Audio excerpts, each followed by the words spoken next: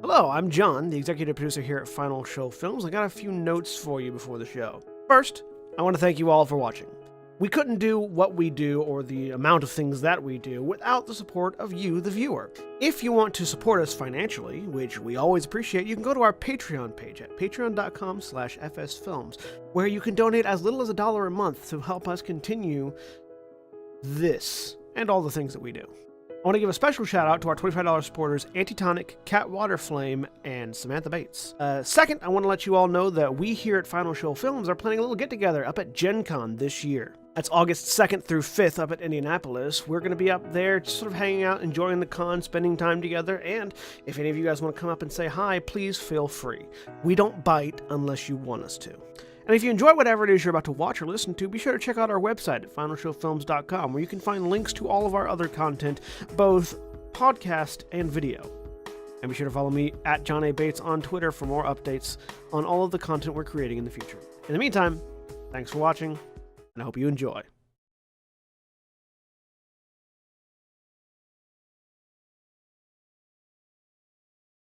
And we're live! Hello everyone, welcome back to Adventurers League Curse of Strahd. I'm William and I am the Dungeon Master for this short campaign. And then I will just go ahead and introduce our player characters, starting with John. Hello, I'm John, and I am playing Maria de Nazul, the human hexblade warlock. And Jeremy. Right, I'm Jeremy. I am playing Morwyn, the Scourge Asimar Grave Cleric. Valis. That, God damn it! It's your fault, William. It's not my fault, it's Curse of Strahd's fault. Yeah, can we please blame wizards when they are clearly the responsible party? And Valis. Aaron. Yeah, sorry. Hi, I'm Aaron. I'm playing Connie Rose, the barbarian who very much would prefer to be the cleric, but is not fucking qualified. And Jeff. Hey, I'm Jeff. I am playing Jonelle, the Wood Elf Monk. And half of your screens are frozen for me on one end. Oh, There we go. Place call and hold, restart. Okay. So when last left our adventurers, they had made their way to the lands of Ravenloft in the very first session of the game, and along with the guidance of a caravan of these Vistani travelers who called to the group claiming that they wished them to free their lord from some terrible curse that had befallen him and his lands, where they led you to this dark, mysterious land that seemed to be perpetually enshrouded by fog, and you proceeded to make your way through the forests towards a small village where you proceeded to explore for some of the evening, where you found out a good amount of information about this land, including that the Lord apparently is a vampire, and a number of other tragedies continuously plague. And currently, after having spoken with the priest of the church in town, you are about to rest for the evening before returning in the morning to inter the body of the village's late burgomaster. So we pick up there with all of you still at the church, figuring out where you're going to go for the evening rest. All right, so perhaps as I try to figure out where the fuck my accent went, I'm gonna put it on hold for now. Perhaps we should go inform our caravan that we're going to be staying the night, and then try to find an inn. We could also ask the Right. caravan where it's safe to... That's fair. They probably would know as well.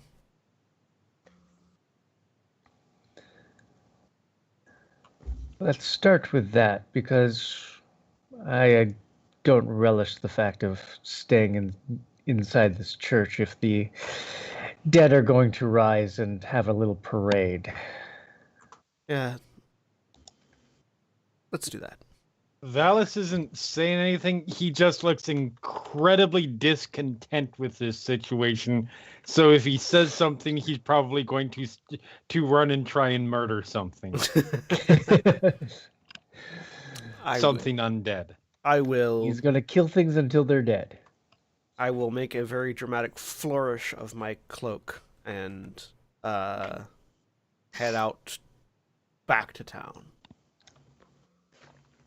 All right. So you turn and head out the doors, making your way towards Towards the square. Barovia. Yeah, because that was where we left the caravan. Yep. Tunk. Looking to find the caravan again. They're still waiting in the square for you. They seem to have set up, hitched their horses and are just kind of sitting in a small wagon circle, having conversation while they wait on the group of you. What was the name of their leader again? That would be. Where the hell is his name?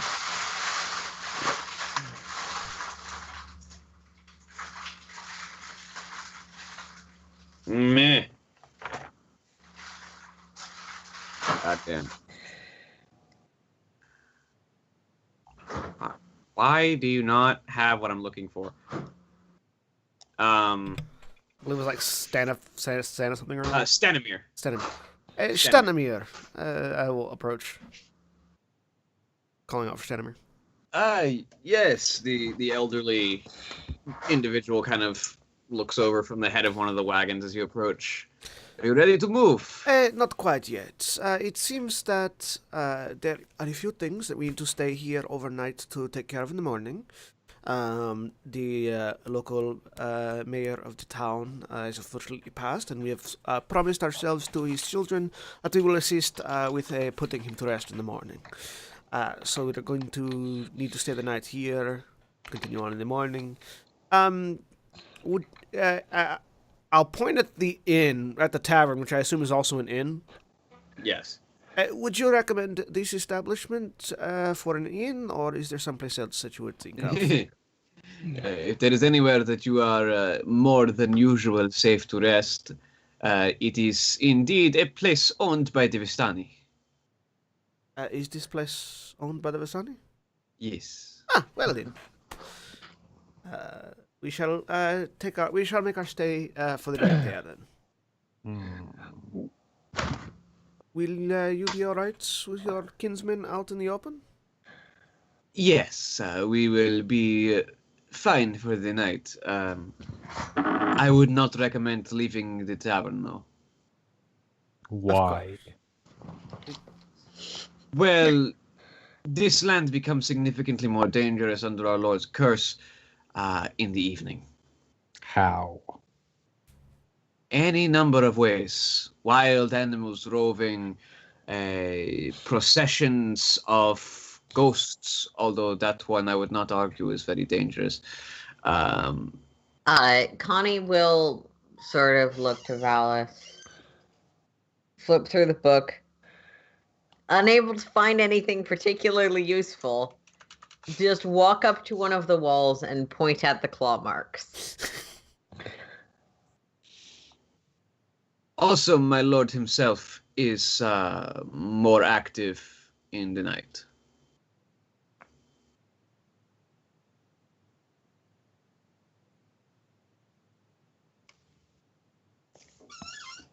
Just sort of arms crossed over his chest, or that impassive sort of glaring look.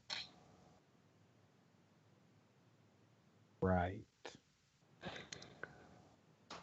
We the Vistani who still currently have his blessing will be fine through the night, but you had the best stay indoors. Yes, Aaron. Connie will look to Thea and dead are an affront to Soon's beauty, as are all blighted creatures. But you must preserve your own beauty so as not to have it scorned. You must preserve your own beauty utmost, or the fight is for naught. My beauty is in my continued destruction of monsters, like undead. And we will happily continue with that destruction after we've had a good night's rest. Right. And so smiling and being like, come on, Valis. Have I... The question now Connie is just looking through have I... pages and pages of the book, trying to find an accurate response she can give to that. The question now is, have I determined whether or not puppy dog eyes work on Valis? Abso-fucking-lutely not. But he does not seem to be opposing what is being suggested at this moment, at least in present company. Side note, can I make an insight check to see if Valis will probably run off when we go to sleep? Sure. Not that she's any good at it, but just in case. 6? I mean, he's not trying... I feel like a 6, even if he's not trying to hide anything, you don't really know. Yeah, he's That's hard fair. to read. He's very implaceable. I'm only slightly better at inside checks, but I'm actively trying to keep people from dying right now, so I'm going to make that roll too. Your cleric stealthed off to go fight the undead. That's 19. No. I think our He is devout. He is not dumb.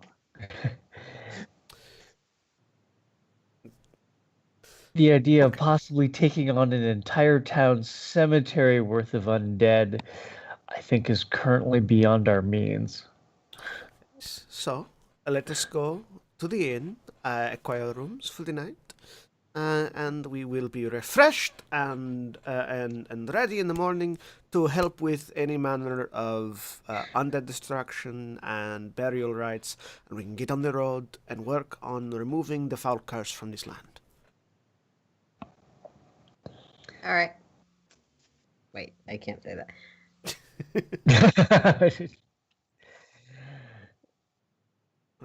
So, let us go. Very well. And I will, again, overzealous flurry of the cape, and march off towards the inn. Okay. He's following along. I like playing with my cape. Wait until the Vistani are gone. And then Okay. finally he will speak up. As you enter the tavern, you realize that there are 3 more Vistani in the main room of the tavern. Were we standing directly outside the tavern before the Vistani left? The I Vistani. thought- Aren't the the Vistani layout- camped outside the tavern? Yeah, I was about to say the layout is the Vistani wagon train is camped outside the tavern that you're staying in, and there are more Vistani in the main room of the tavern. Right. What They weren't What leaving. I'm they're saying just- is, we, based on the conversation as we had it, it doesn't seem like we were directly outside the tavern. Oh, That was where sorry. Maria had gone to talk to Stanimir, because that's where the Vistani are at. Yeah, we'd headed up we'd headed to the caravan to talk to Stanimir to let them know Okay. that we were staying Okay. here, Okay. and then the inn was right over there. Though I imagine that there is some amount of distance between the caravan and the doors, so... There is, but it's only about like 40 feet. Then it's I still within do not earshot. speak up. Okay. Um, You all entered the Blood on the Vine tavern. which unfortunately I do believe does not actually have a map. So Head up to look at the rest. So do we want 2 rooms, 3 rooms, 4 rooms, any number of rooms? Does everyone I want their don't own care. to double up to I 4 rooms? have no real preference, but Correction. kind of looks down at his coin purse. You can hear like a couple coins clink as he Do not worry, taps. darling. Do not worry, darling. Correction. I think it would be best if we were all in one room. Well, certainly I would not mind such an accommodations. I feel like, for modesty's sake, at the very least, some of us may want their own room. I say, just looking at Connie. I am comfortable flaunting myself.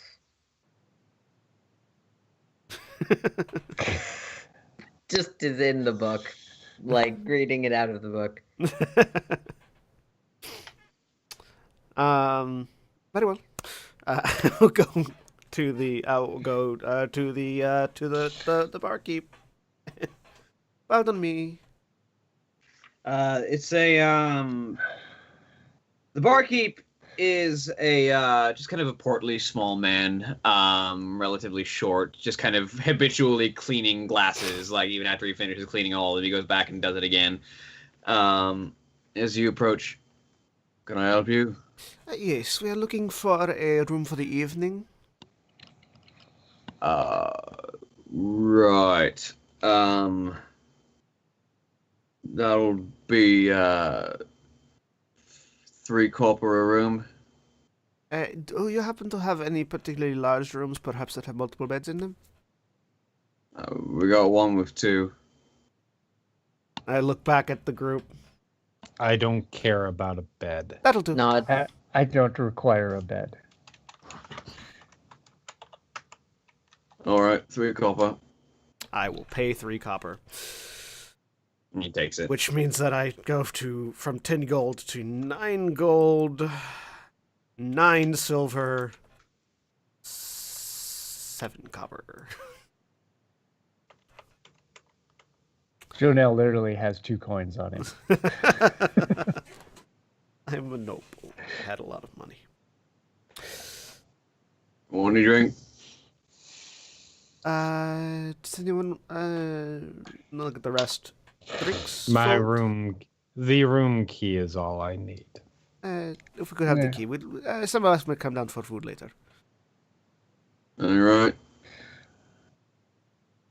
You get a sense this guy is not very communicative. Take the key from him. He gave Upstairs. you the key. Head upstairs to the room.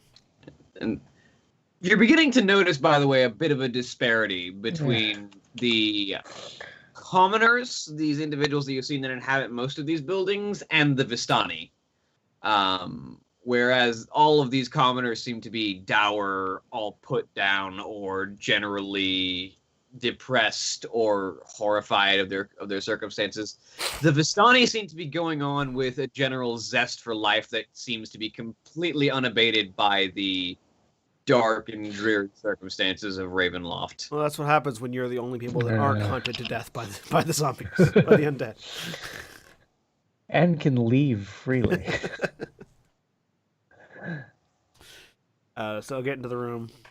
I immediately throw my bags on one of the beds. Once we're all in, I shut the door. I will hand the key to Valis so he can lock it. Can somebody please tell me that I am interpreting this situation incorrectly and we are only appearing to trust these people? Oh, darling, I do not trust any of these people as far as I can throw them, and I have very weak spindly arms, which means I cannot throw them very far.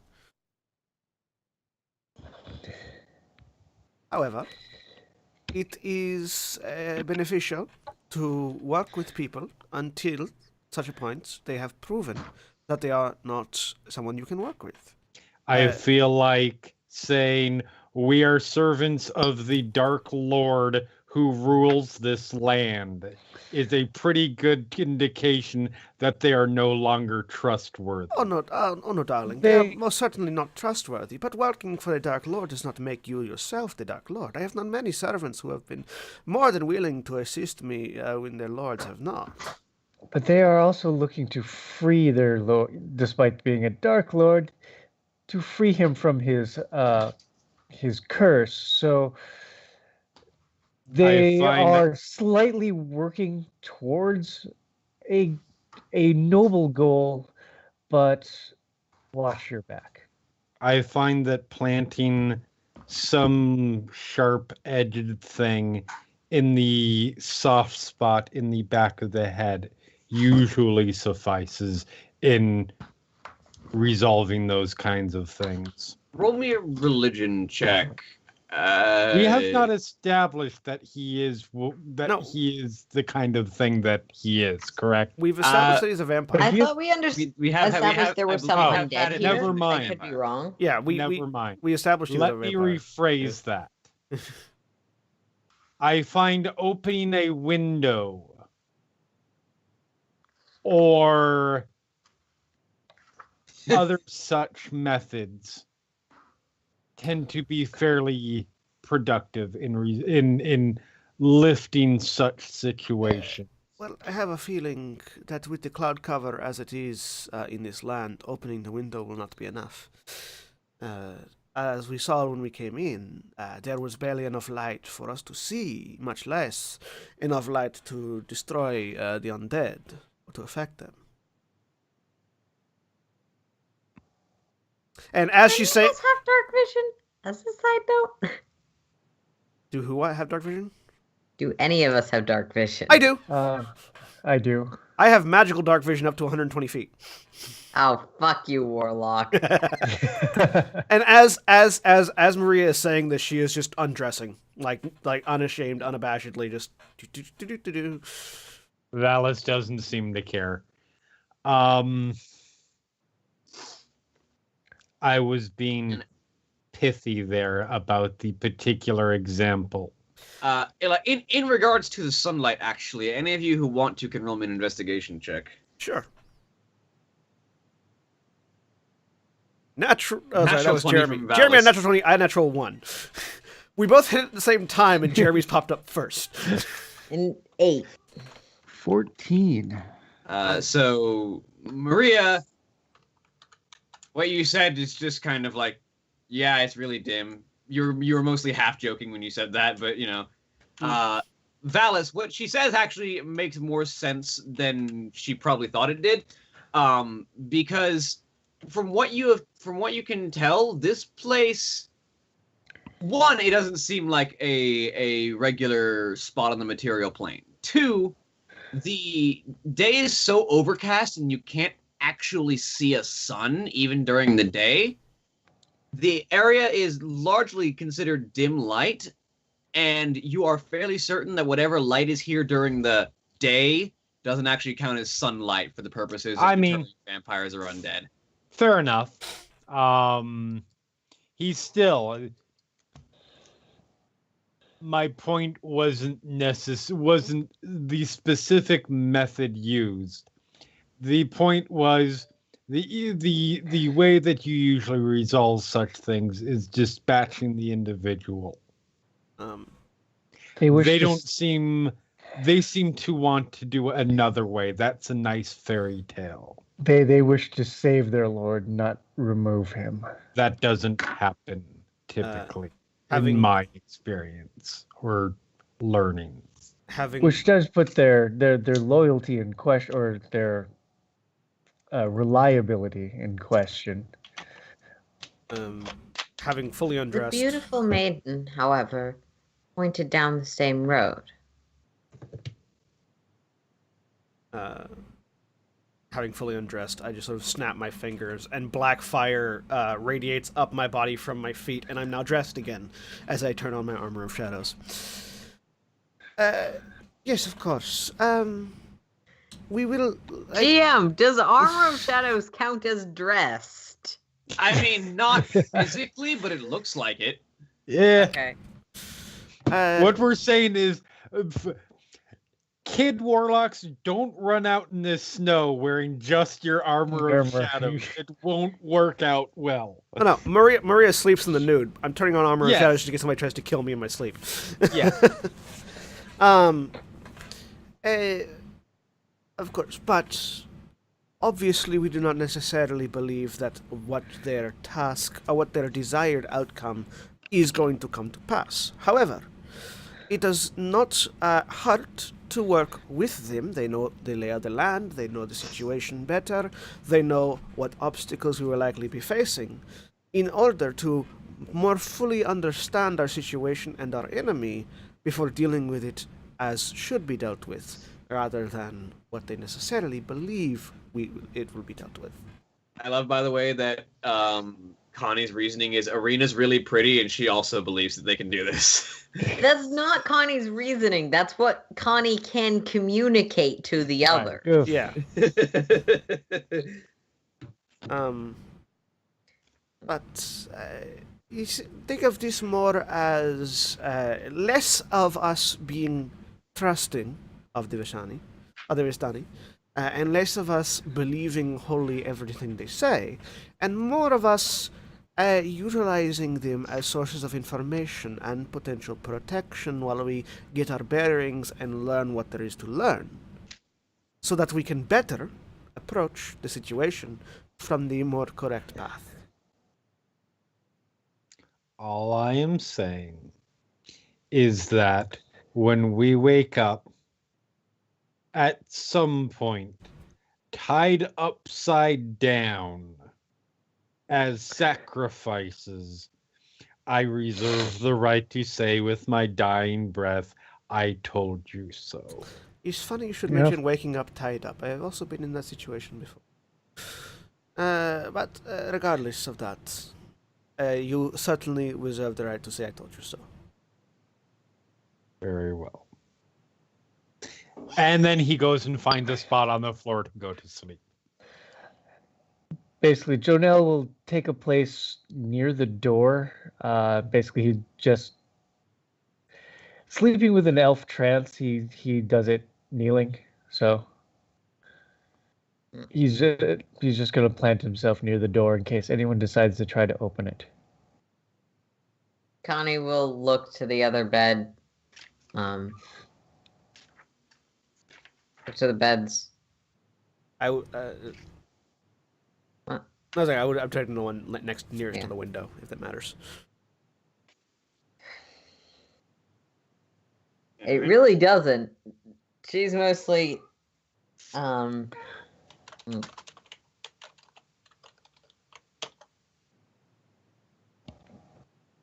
yeah. And- She'll probably just take a bed and assume that if Valis wants one, he'll share. Nope, he is setting up on the floor, and he says, I will take first watch.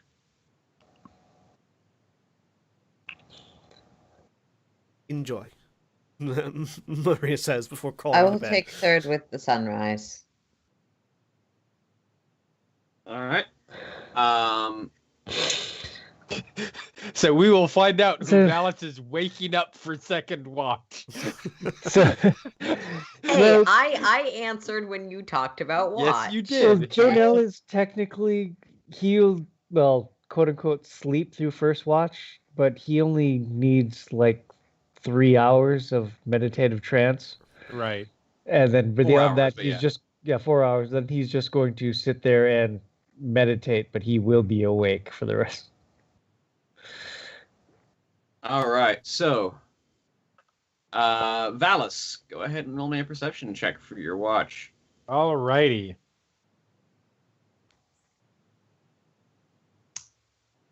$17. All right, and it's getting into the evening, so your watch is probably the one that covers the stroke of midnight. So as you're sitting in this room, keeping an eye out the window, the first thing you notice is a lone figure dressed in regal garb with long black hair that flows and rests around the shoulders, wandering the streets, a blade drawn in his right hand as he just kind of idly strolls by. His clothing is a fine red leather doublet with brown sleeves, with a silver metallic pauldrons on a mantle that is blue with white fur that is drawn across the shoulders. His skin is pale and his hair recedes has a strong widow's peak at the forehead, but flows long down to the middle of his back. As he wanders the streets with a pair of wolves at his side, just idly strolling beside him, as he takes up residence in the square and proceeds to stand there looking around at the environs, just with a half-cocked grin and what seems to be a chalice of wine in his left hand. So, does he come within 60 feet of the window? Not quite. He's just kind of just outside of that distance. I lean out of the window. He's still Relax, technically outside I am of not 60. starting combat with Strahd, you guys. I don't think that's considered starting combat. I think that's considered rolling a new character. I am going to try to get within 60 feet. That would from where he's standing currently, that would probably require leaving the room, but you can wait and see if he moves closer.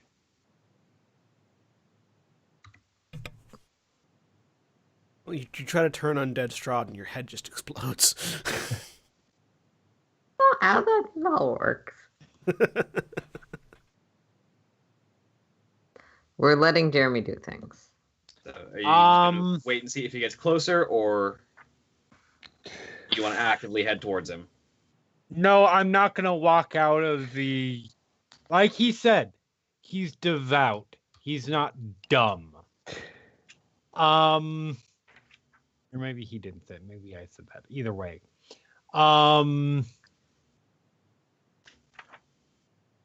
So he's going to instead, let's see, one willing creature. So yeah, I'm gonna do that. I will just very obviously stand in the window, arms crossed, watching him. And after a moment of looking around the room, he seems to look up, and his eyes lock with yours, and he definitely seems to have taken notice of your presence.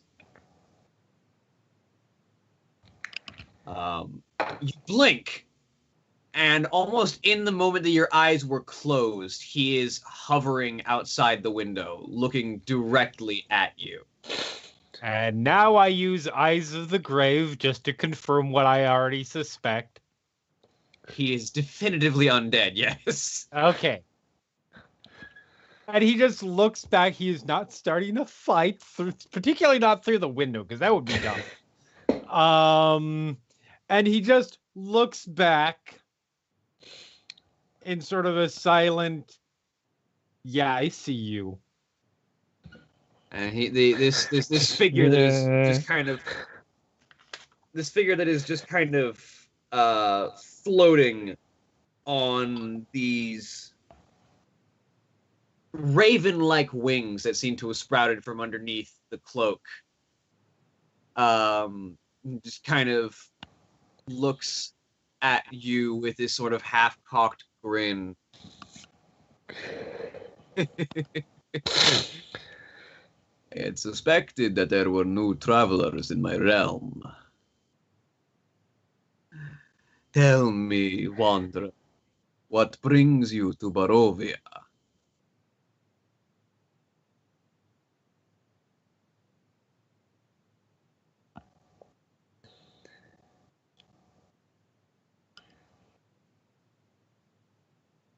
This is all you, Jeremy. No, I feel like this. Valis feel like this is gonna piss him off more. He just steps back and shuts the shutters on the window.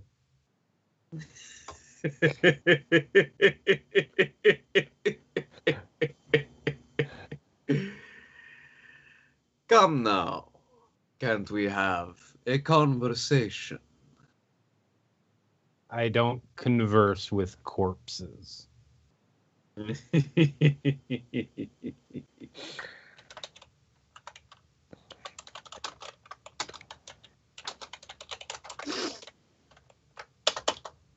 You just hear the sound of feet alighting on the ground underneath your windowsill. Okay. And then a few seconds later, you hear a rapping knock on the door of the tavern.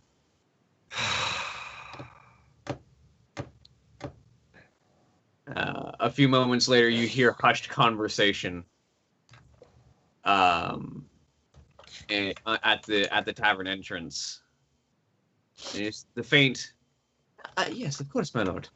And just the sound of I go to wake entering up the tavern. I go to wake the rest of the party up. Uh, have wha- I mean, What's happening? What? Mm. the corpse is about to knock on our door, I believe. Why would you do that? Oh, yeah. Because he has an ego that needs to be fulfilled. I pull on clothes. Connie looks down Fully at the armored sort of cast. sheer nightgown, decides it actually does not matter to her, and sits on the bed with her book.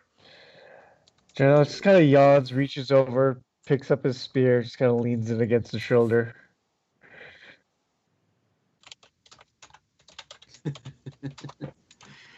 And you slowly, ever so slowly, just begin to hear the sound of these immaculate boots as they click on each of the steps leading up the stairs to the second floor where you are all staying. I go over to the door, open it, and lean in the door frame rather than waiting for him to knock.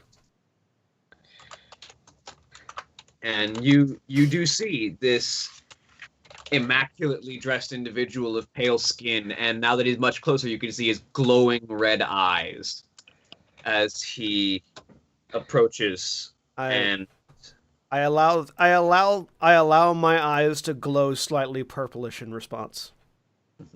I take a spot now that Maria is up. I take a spot on the bed, and I just start sharpening my axes.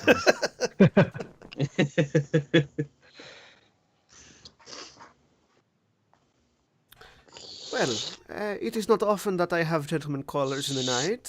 Whom may I have the honor of addressing? I suspect that is not true. No, they are typically quite polite enough to wait until the morning. Please, I must request your forgiveness for this intrusion in the evening. I am Count Strahd von Zarovich, and I rule this land of Barovia. I am the Lady Maria den Azul of Thay, and I have heard much of this Count Strahd von Zarovich. Yes, I had sensed the presence of newcomers, and I must say that I am intrigued. What is it that brings you to my land? In particular, I believe it was a cloud of mist descending.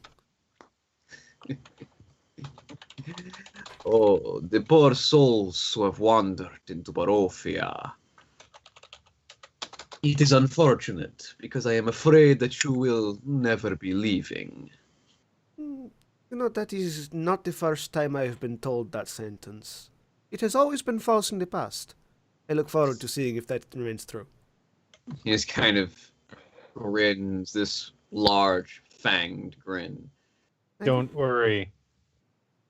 Once I take your head, we'll be leaving. Do you believe, perhaps, then, that you are fit to replace me as the Lord of Barovia? No.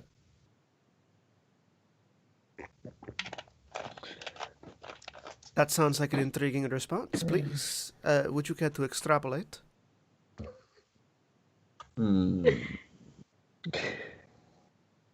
I wonder if you are worthy. Perhaps you would like to prove yourself. I am always one for proving No. myself worthy of things. He just kind of looks over the group of you. And just kind of twirls the sword that he hasn't put away since he started walking. He's had it drawn the entire time. Connie, how's her blade out? Not aggressively, but just.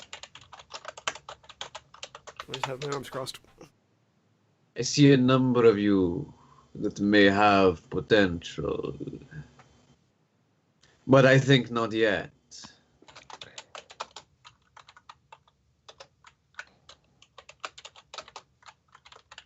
I could kill you all right now.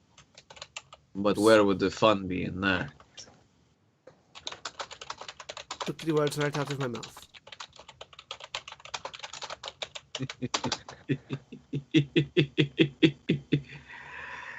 Please, if you doubt me, feast your eyes on the procession, he says, as you can almost feel the stroke of midnight hit. And any of you who are near the window begin to see an eerie blue, bright blue glow begin to emanate from the direction of the church graveyard. And if you turn to look, I am maintaining eye contact with Strahd right now. Jonelle will glance out since he's not leading the conversation. He'll glance out the window. Valis is too stubborn to actually look away from. Connie needs to read if she needs to communicate, so she will not actually be looking out the window. the blue light slowly turns a eerie green, and as that light suffuses the graveyard, from this light emerges a ghostly procession. Wavering images of doughty women toting great swords, wood-wise men with slender bows, dwarves with glittering axes, and archaically dressed mages with beards and strange pointed hats.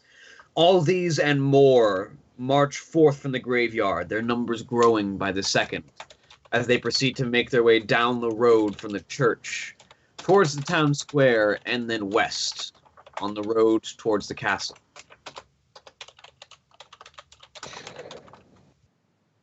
Many have tried before you. Many have come to attempt to slay me and take this land. None have yet succeeded.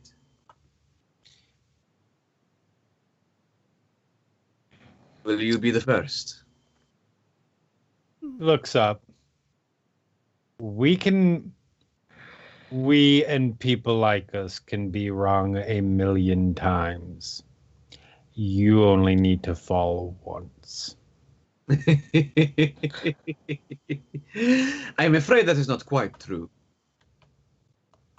Fall properly. Ah, I see you know something. And to be quite painfully honest, millions of people have come before, but none of them have been Maria de Nazul. So. He just kind of grins. I look forward to seeing you test that theory. Know that next time I call, it may not be in as polite company.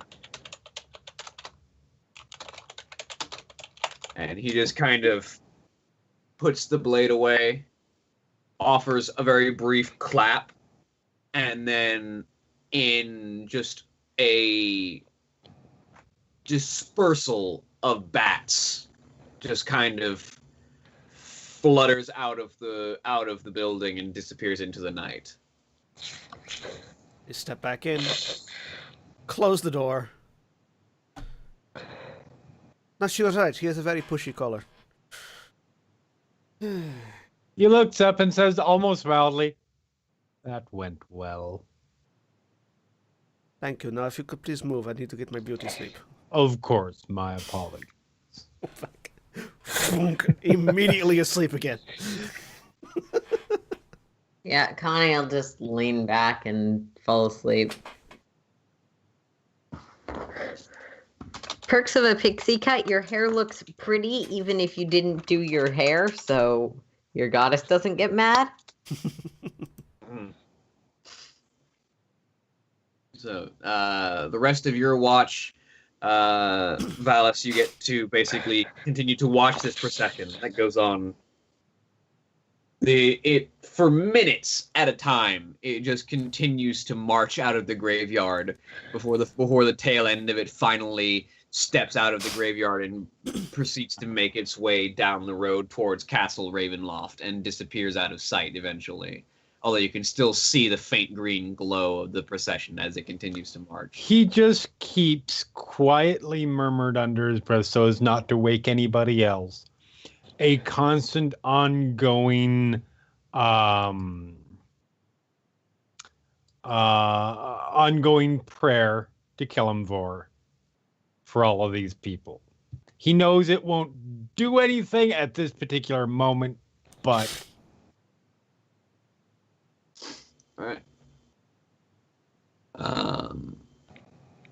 All right, and your watch, after some time after the procession has finally disappeared out of your sight, comes to an end. Who are you waking for second watch? I will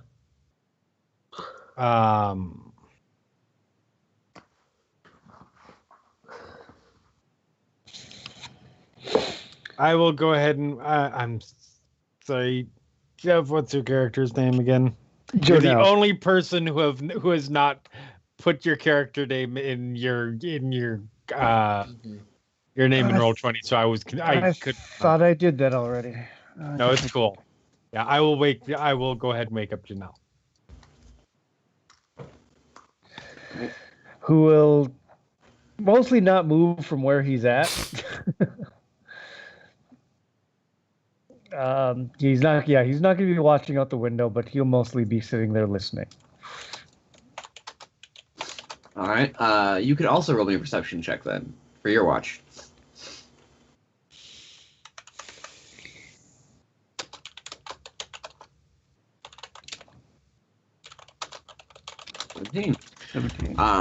Sometime in the middle of your watch, in the early morning, as it's still many, many hours before sunrise, you begin to hear the sound of small wooden wheels rolling across damp cobbles.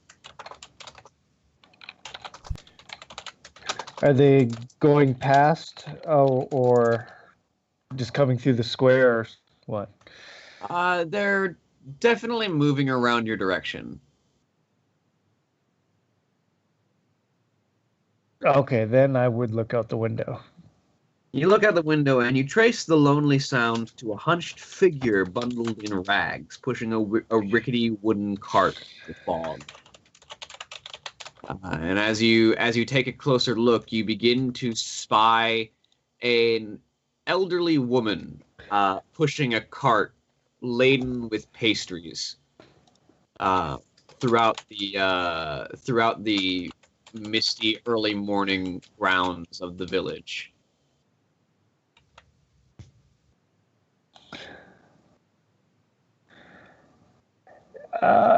Yeah, just make note of that, then just go back to where I was kneeling. As you make a note of it, you notice she just kind of goes to one door and knocks, and proceeds to start having a hushed conversation with someone at the door. You need to watch, or you just go back to your meditations. Just go back to the meditations.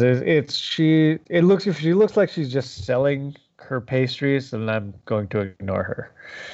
All right. Roll me another perception check.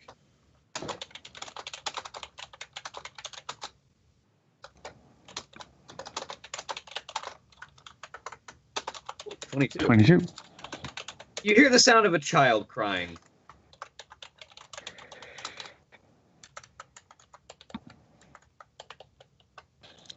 Now, can I tell you, is a child... when kids cry, there's different kinds of cries. There's the I want something, but I don't know how to communicate it, or, or This it's is- the I'm this- scared. This is the I'm very scared cry. Okay, yeah, that will get my attention. Look out again. Can I see anything? You see that same old woman stuffing a small boy into a sack.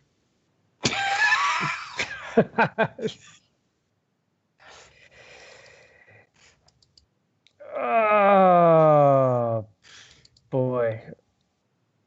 From seemingly have taken him from a pair of individuals at a door who are pleading with her, but seemingly not getting anywhere. And then she proceeds to just, with this small child in a wriggling sack over her shoulder, continue to move her wagon down the streets. First look, which way is she going?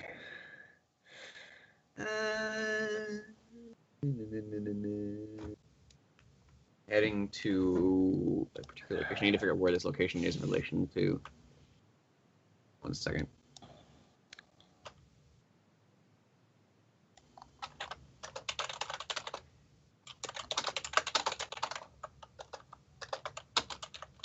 Looks like she's headed out the west end of town. Sad, heavy sigh. It's like, this can't be good.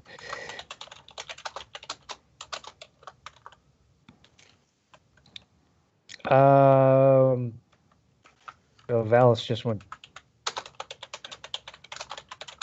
I'll actually tap Maria awake. Just go. Pick up. Yep. What? What's going on? There's someone stealing children. Immediately awake to the window and looking out. You see as you look where he is pointing, you see this old woman with a wriggling sack over her shoulder, slowly making her way towards the west end of town. I grab my sword and run to the door and slam it open, yelling, Valis, Connie, wake up, please. We need to go now. Yeah. For what? Going for axes. Who are we killing? There's an old lady stealing children, and I am heading outside. Yeah, I'm Floor following. are we on? What was that? What floor are we on? You're on the second floor. How far down? It's about a 15-foot drop.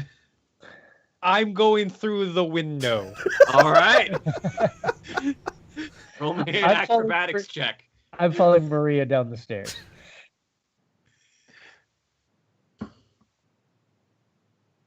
Connie's is gonna gonna need to be great. make a willpower check on this. 12 isn't terrible. It's above a 10. You only take 2 points of falling damage. Okay. As you dive out the window and roll to your feet on the ground, standing axe raised, looking out on the square as you see an old woman with a wriggling sack making her way out the west end of town.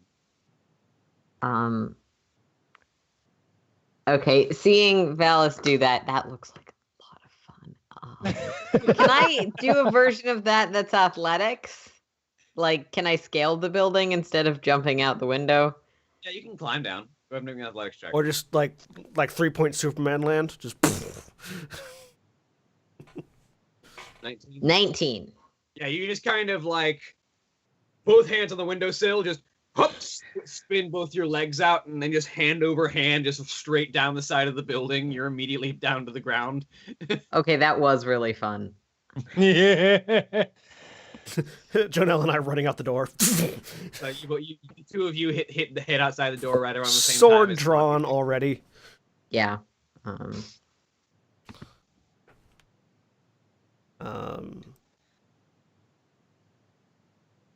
She seems to be making her way away from you. I am booking my ass off bellowing. I am going to unleash. I'm while Valis is calling, I'm just going to Eldritch Blast her in the legs. Dodell's takes off. Yeah, takes off running, and he moves pretty quick. Because hopefully I can get within 120 feet of her. Oh, you can absolutely get within 120 feet of her. You get.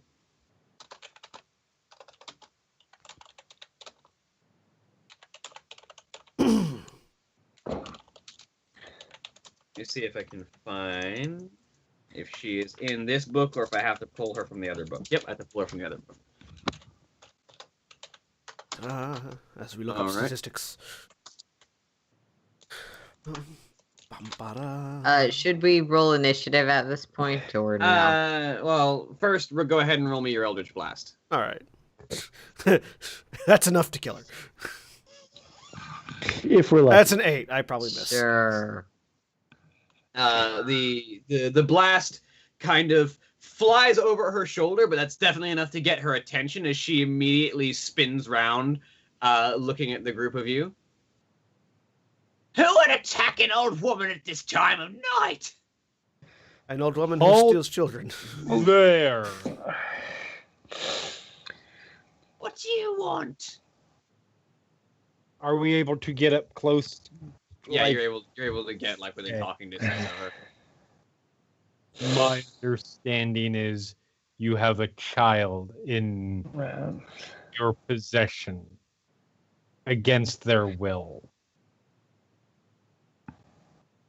This child is my payment. For what could you possibly have a child as payment? Some people can't afford to buy my dream pastries with coin. That is not an acceptable answer.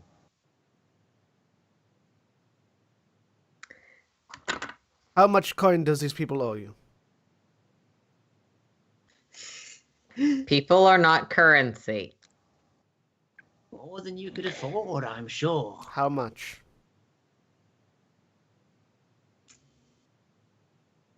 That's the way there is no number listed in the book. There really isn't. How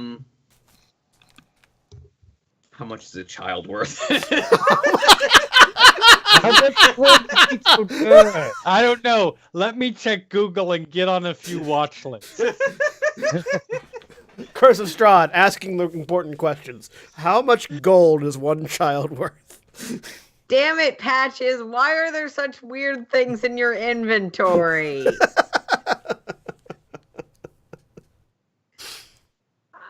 My services are not cheap. And the price of sating the dream and the nightmares and my continued protection is building around 100 gold pieces. You're right, I cannot afford that. So in this case, how about this? We will let you leave with your life if you leave the child behind. Go ahead and roll an I did not intimidation check. agree. I did not agree to this. 13. Wow. Rolled a 7.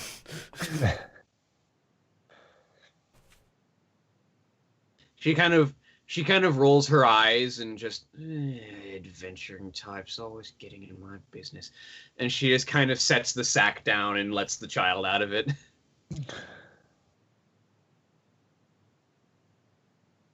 Fine, you happy now? Connie will try and get between her and the child. Yes, this is my happy face.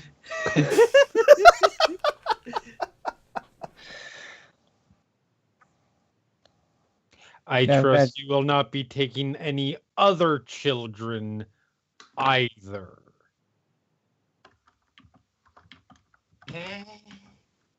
I'll be on my way. She kind of seems like lets out a put upon sigh. I'm inside that shit. Oh, Roll me an insight check.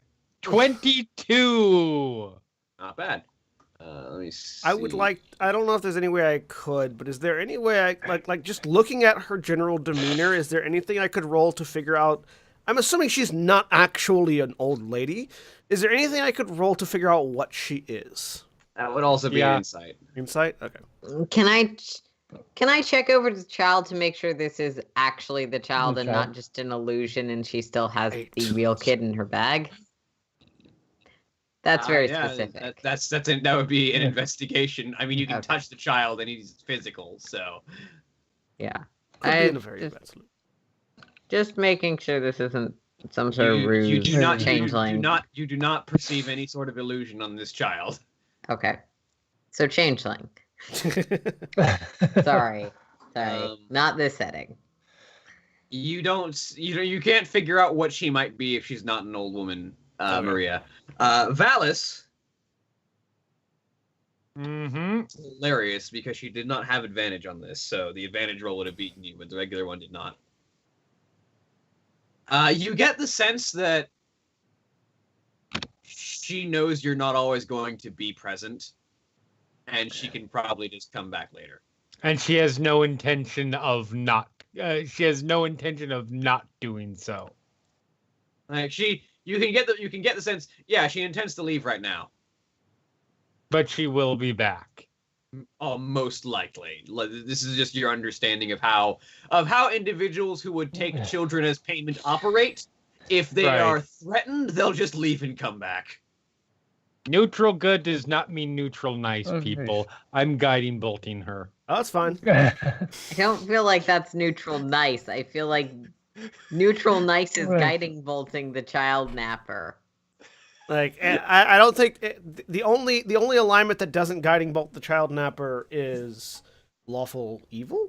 I feel like the only alignment that doesn't always guiding bolt the child napper is anything chaotic because you don't have to be consistent. Right. That's fair. So yeah, is Also initiative lawful or do neutral I get a because theoretically this is surprise actually attack payment. off? No, she's aware that you're threatening right now. So Okay.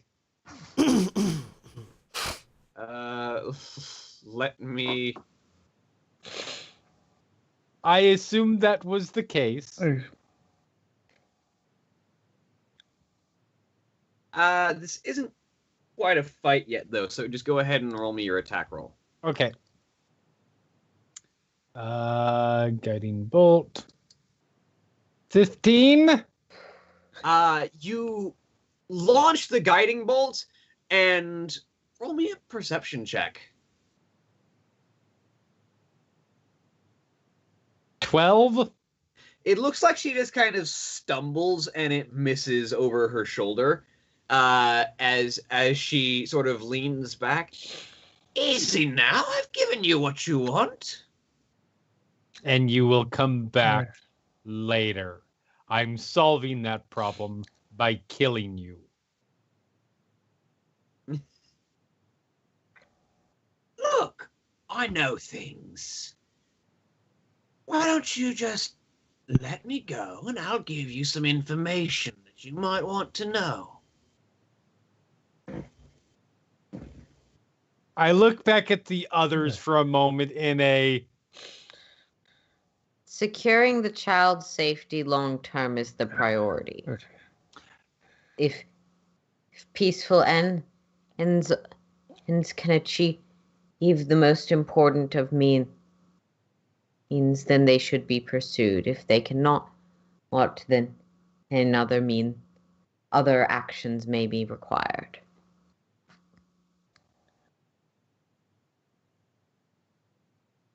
Insight roll to see what that means.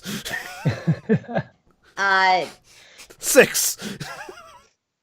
Roll me a persuasion check to get your point across, Connie. Thank you. Beat us. It's going to be a little difficult, but 11? it's hard to read, so they probably don't get the full point, but you can at least halfway get what you're trying to say across. Connie's like, the halfway of the point is, I don't need to punch her, but if that's the only way to protect the kid, we should punch her. yeah, like Okay. So he looks half at of it is essentially. he looks at the other two and is like, "Hmm." I've got my sword drawn and I'm holding more Priority energy. of child protection. Okay, I turn No, back no, around. look at him. Just nod at Valis and look at the kid and go. I look around Oh. is like, I have information to share with you too. As we die on the first night. You're about to learn what it's like. You're about to learn what it's like to be on the other side of life. You've given us a couple chances to not die to this, William, but I think we're dying to this. Okay, not every It's fine. encounter in the first town can be TPK. Okay. I call bullshit. Okay.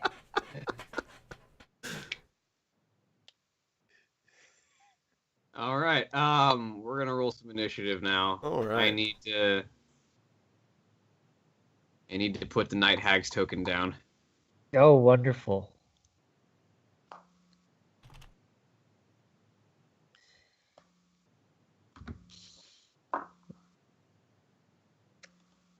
I mean, my plan is not to kill her, but whatever. There it comes up. We're up. Ismark is still staying at the temple to watch over the body.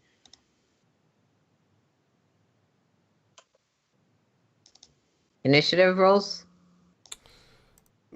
Initiative. Wow. Yeah. Natural 20. Jeez. Wow! Natural 1. Oh. All right, Valis. Hold on. Yep. Well, the natural 20, a 2 and a 1 on our initiative rolls thus far. 9. Wow, only one of you is going before her. Yep. Connie, it's your turn. Does the kid seem conscious? He's shaken and terrified, but fine physically. Connie will look to him. We need to get you to safety. And if he doesn't resist, she's going to pick him up and start heading back to the tavern. He does not resist you. Okay. Yeah. Um, I have a decently high strength. I'm assuming I can carry him. Oh yeah, absolutely. He's only 7 years old. Yeah. I have a strength of 16. I won't scale the wall with the small child, but I'm headed back to the inn. No, I get it. Back. I just I want know, to get I know. the child It's out of that's direct hilarious. range of any AoE spells. One of you get to go before the I monster. am being pragmatic. No, it's... And the first move is to save the kid, which is why we're out This here is in the the problem first. with having a character that can't clearly communicate her intentions. She does shit like this. That's fine. No, it's perfect. Okay. Yeah.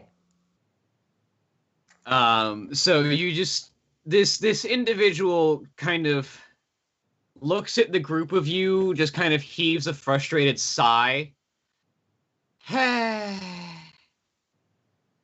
suppose we're doing this.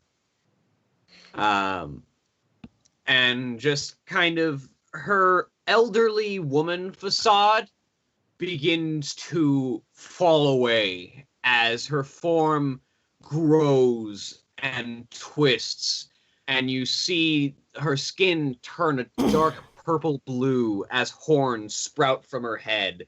Her hair turns a dark black color, as very long as braids sprout, as she grows several feet in height, and her gnarled posture straightens ever so slightly, and these sickening black teeth emerge as she stands at her full imposing height.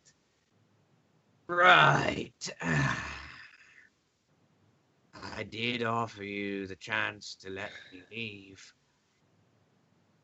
But I guess we're going to have to do this.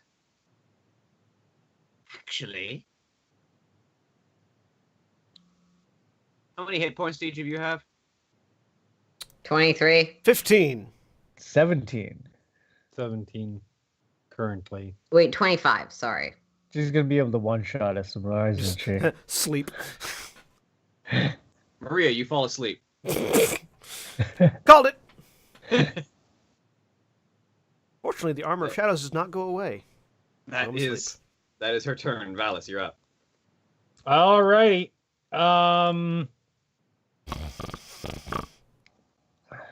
As you look over to your side, you see Maria just collapses on the ground asleep.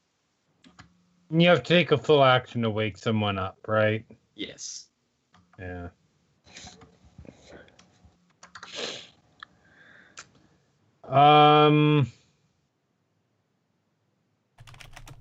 I should probably save my last spell for.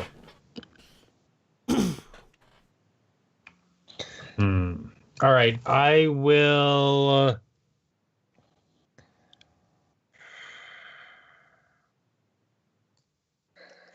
I will just go ahead and cast.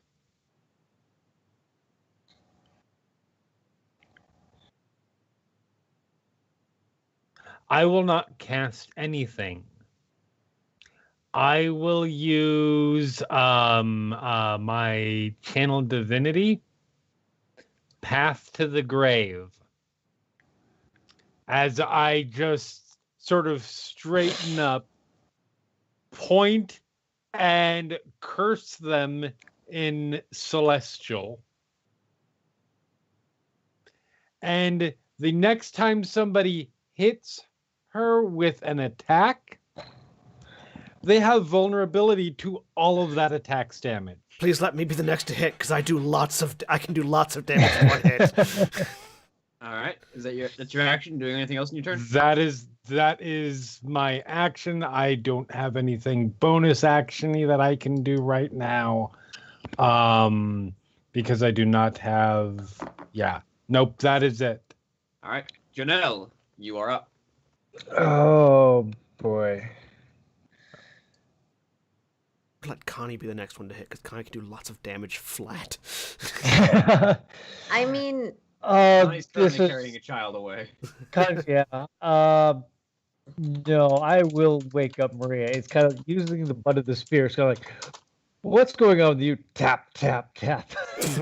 You use your action, Maria. You get woken up. Oh no, you did not just put me to sleep. Yes, it did. All right. Is that your full turn, Jordan? That is my turn. Then I would mostly just move off slightly to the side so that we're not all standing together. All right. I am going to. That is Maria's turn. Yep. Yep. What I'm going to move up and just sort of run up and slice at her with my longsword. All right. Roll me an attack roll. It's a 19 hit. That hits. Roll I'm damage. spending a bonus action to cast Wrathful Smite as well. Okay. Typically, have to cast that before you roll the attack roll, but All right, sorry. I'm used to us allowing it as the thing hits. But either way, so bonus action to cast Wrathful Smite first. Then. I mean, it's a spell that you concentrate on That's right. and then Yeah, hold that's it right. until you hit something. So bonus action Wrathful Smite, then hit. So I needed her to make a DC 14 Wisdom save at the same time taking 18, 14, 22 points of damage due to vulnerability. That's just 22. Yeah. Yep.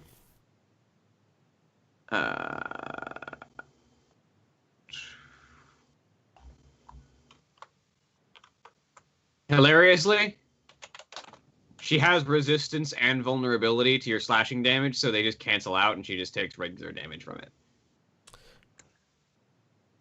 No, that resistance and vulnerability don't work that way. If you gain vulnerability, you lose resistance. Yeah.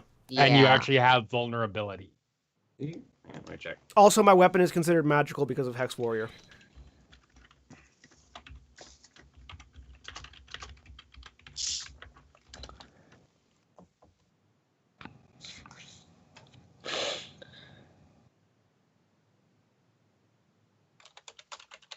Oh wait, no, it isn't considered magical because of Hex Warrior. Never mind.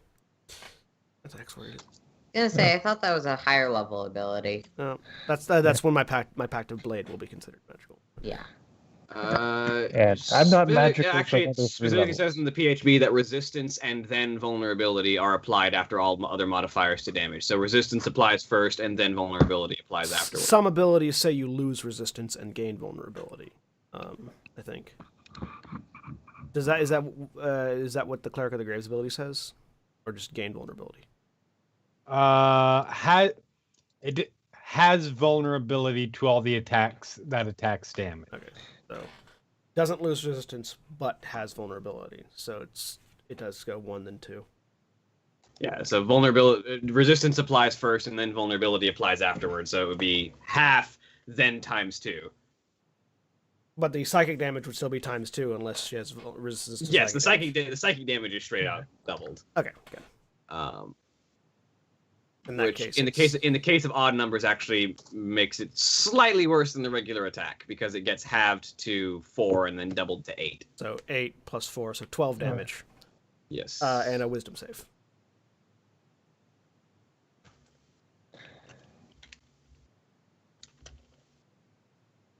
And a wisdom saving throw.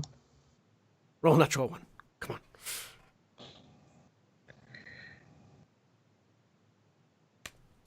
That is a 15. Damn it. 1 higher. Sure. Oh well. It's one of my spell slots gone. Although, actually, no, your weapon is considered magical, isn't it? No, it's not. That's when it becomes a pact blade. It's considered magical. Okay. Hex Warrior just lets me use my charisma instead of strength or dexterity. Okay. Never mind then. Yep. So she takes 12 points of damage. And is not quite frightened. All right. That brings us to Connie's turn. You are back. Yeah, I am. I just will set down the kid by the inn, where he's out of the way of the direct combat, because I have a feeling that no matter how powerful or weak this thing is, children probably have as many hit points as any other villager. Generally speaking. And I will head back. Can I get back to the point where I'm in range, or no? You can definitely get back to. You won't have your action, but you can Okay. definitely get back there. That's fine. I'll put her down and run back. All right. It is Zahag's turn. Who is just going to start pushing her cart away from the group of you, which provokes an attack of opportunity from Maria, who is currently directly in melee with her. Yep. 22. That hits. Roll damage. 11 slashing damage. Have to 5. 5. Yeah, it's gonna take a while.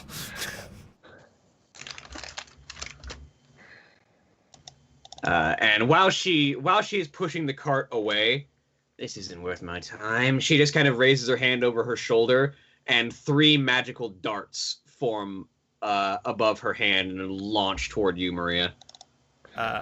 What are they? Magic missiles? They are indeed magic missiles.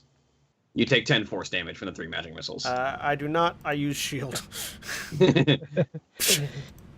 Hey, the magic missiles rocket towards you, but you bring a hand up, and a shield of incandescent purple energy just kind of erupts in front of you and absorbs the homing missiles. I am now out of spells. All right, Valis, you are up. The hag is moving away with her cart. Okay. Well, at this point, I might as well. I'll use the last spell or my last first level spell for another guiding bolt. All right, roll me another attack roll. 12. Of course, You, because you launch the guiding bolt from your hand, and it shatters against a magical or a barrier on this individual. Anything else? You chasing after her? Or you staying where you're at?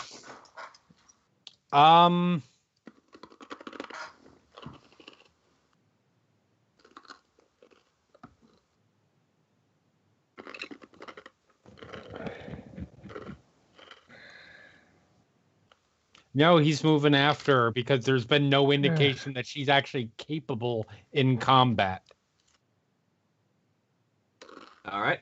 We've just missed constantly. No. She hasn't done anything other than cast a magic missile. I mean, I've hit twice. Yeah.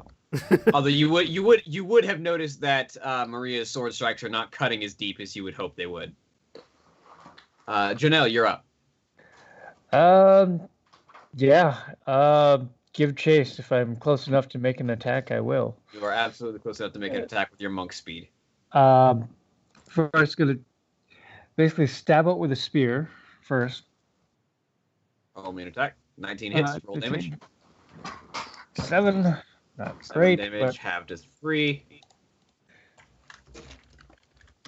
And then I'm going to spend a key point to follow up that spear with just kind of a flying knee.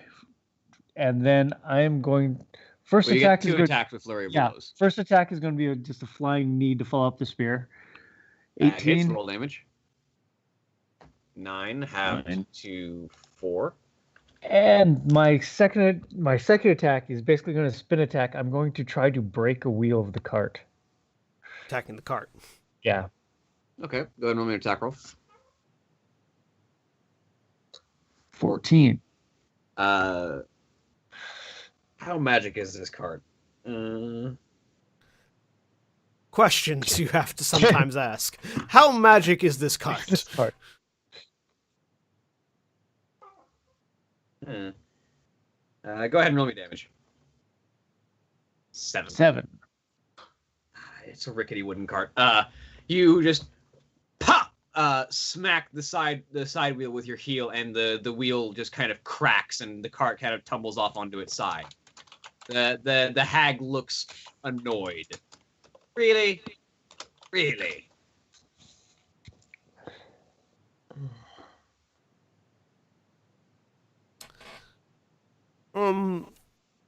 Right. That brings us to Maria. It's your turn. Can I make a tactical evaluation of the situation? Yes, go ahead and roll me an investigation. Isn't this a little late for that? Like, Well, I now have more information. 22. I already This know that woman I'm does not. not seem remotely bothered by your presence. Like, she does not see any of you as a threat. She sees you more as an annoyance that is getting in the way of her business. So sort of pulling back a bit, having not followed after, I'm just going to call out to the rest of the group. People, I think we might need to call this a victory and stop. This is not a victory. Nothing. If we continue on, we are going to be following this woman out into the woods where we will most likely be killed by the various things. Also, we are doing nothing to her. I sort of hold up my sword. I have done nothing.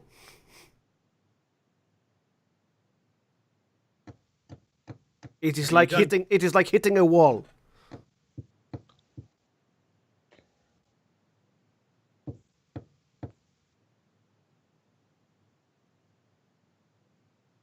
And He I'm turns assuming, around.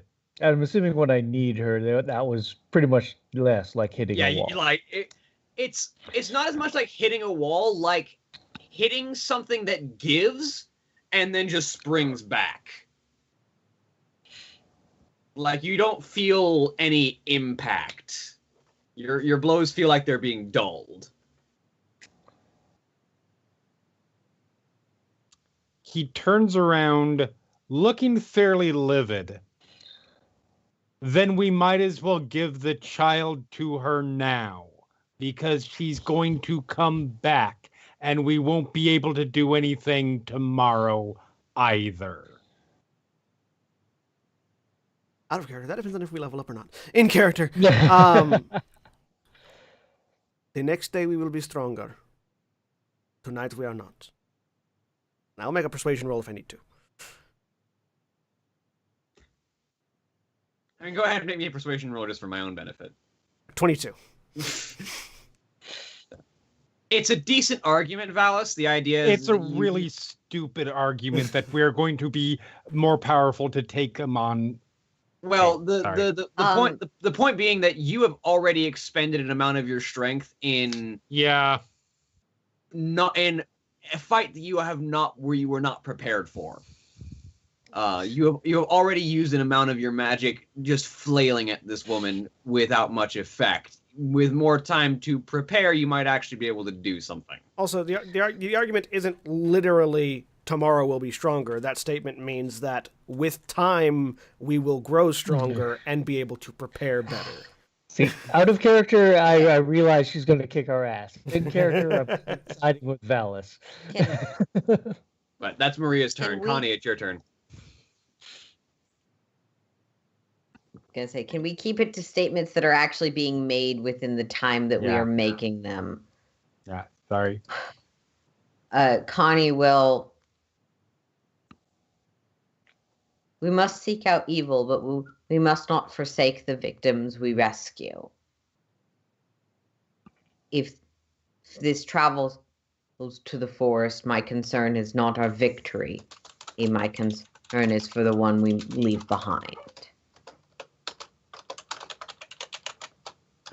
What are you doing with your turn? You said that, but I'm taking.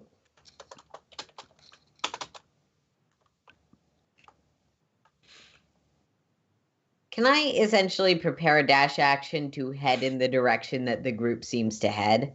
sure.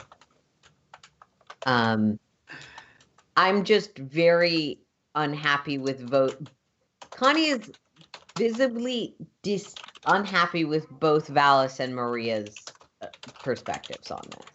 Mm-hmm. Probably a little more annoyed at Maria, but Hmm. you know, That she's is your not going to turn. ditch the kid. If that is your turn, then the hag's turn comes up. Oh, now I've got to make a new cart. She just kind of fishes through a pocket and pulls out a small stone and clutches it for a second, and then blinks out of existence.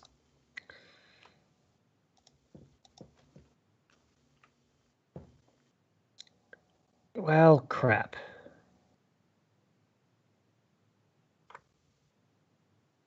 She left the cart behind? Yeah, it's basically toppled over on its side at this point.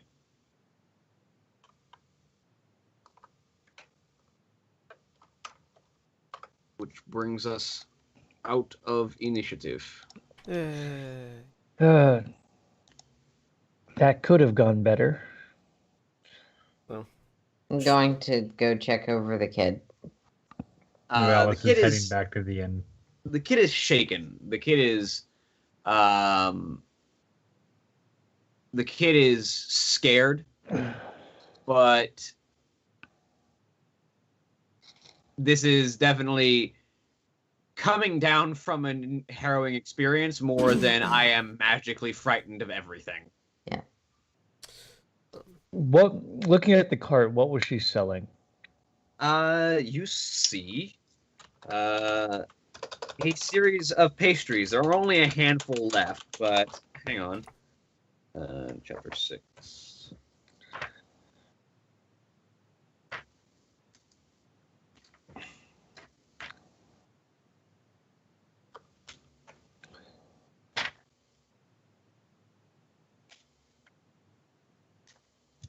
Pastry.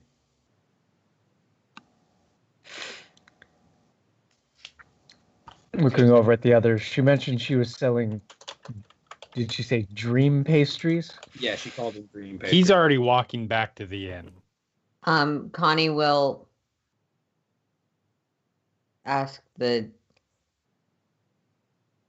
try and ask the kid while this is happening, but understanding that the GM can only do one thing at once. What are you asking? There we go. Okay. The people at that house you were at, did they sell you? My parents, they tried to stop her from taking me, but they're not. I mean, She's too powerful.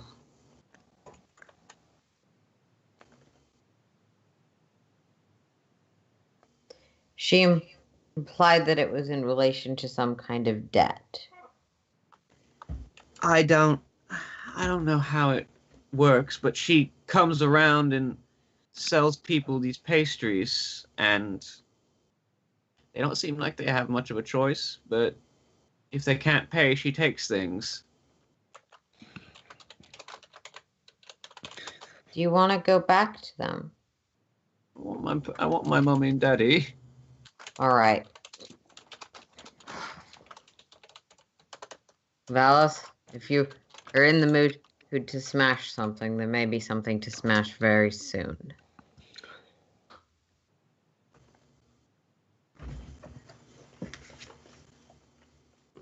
Connie's book is away at the moment, by the way. She looks really fucking pissed. All right, you head back to the house that the kid Yeah. was taken from. Valis is intrigued enough to follow.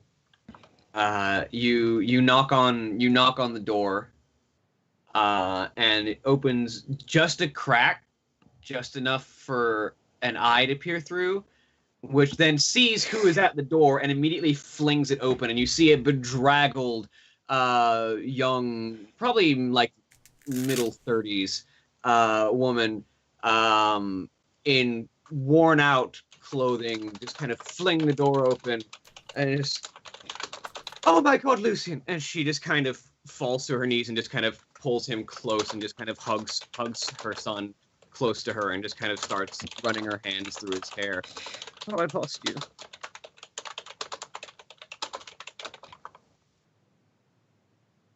Connie will sort of kneel down.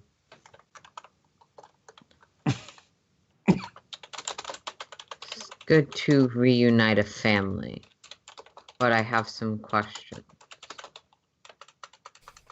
She takes a minute to hold her son before she stands back up and looks at the group of you. Thank you all so much for bringing my son back. Yes, I can try and answer questions. Who was that woman? Why did she take your son? They call her the old witch Morgantha. She comes through town foisting these pastries on people, and if they can't afford to pay for them, then she takes what she wants. She forces them on you.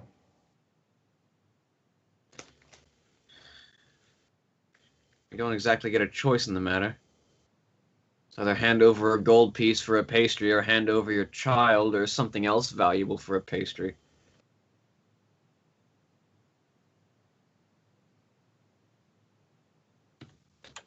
Oh? That's funny. She seemed to indicate that the child was about 100. He threw around the price of 100 gold. I'm sure she would.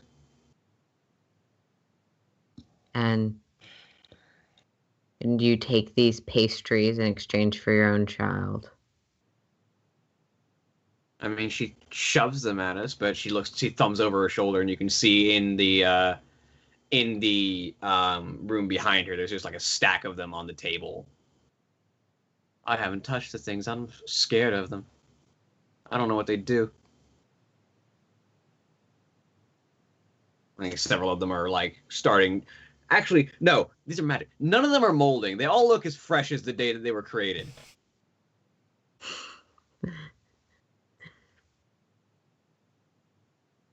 They just How sit honest there. does this woman seem about that? Roll me an insight.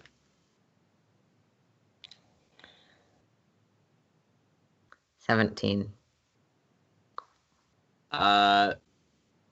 She seems completely honest about it, and as you start to think about it, it does make sense that someone working on this sort of level would just throw around a number that she thought you couldn't afford if she thought you were trying to pay off a debt that she wanted to take a child for.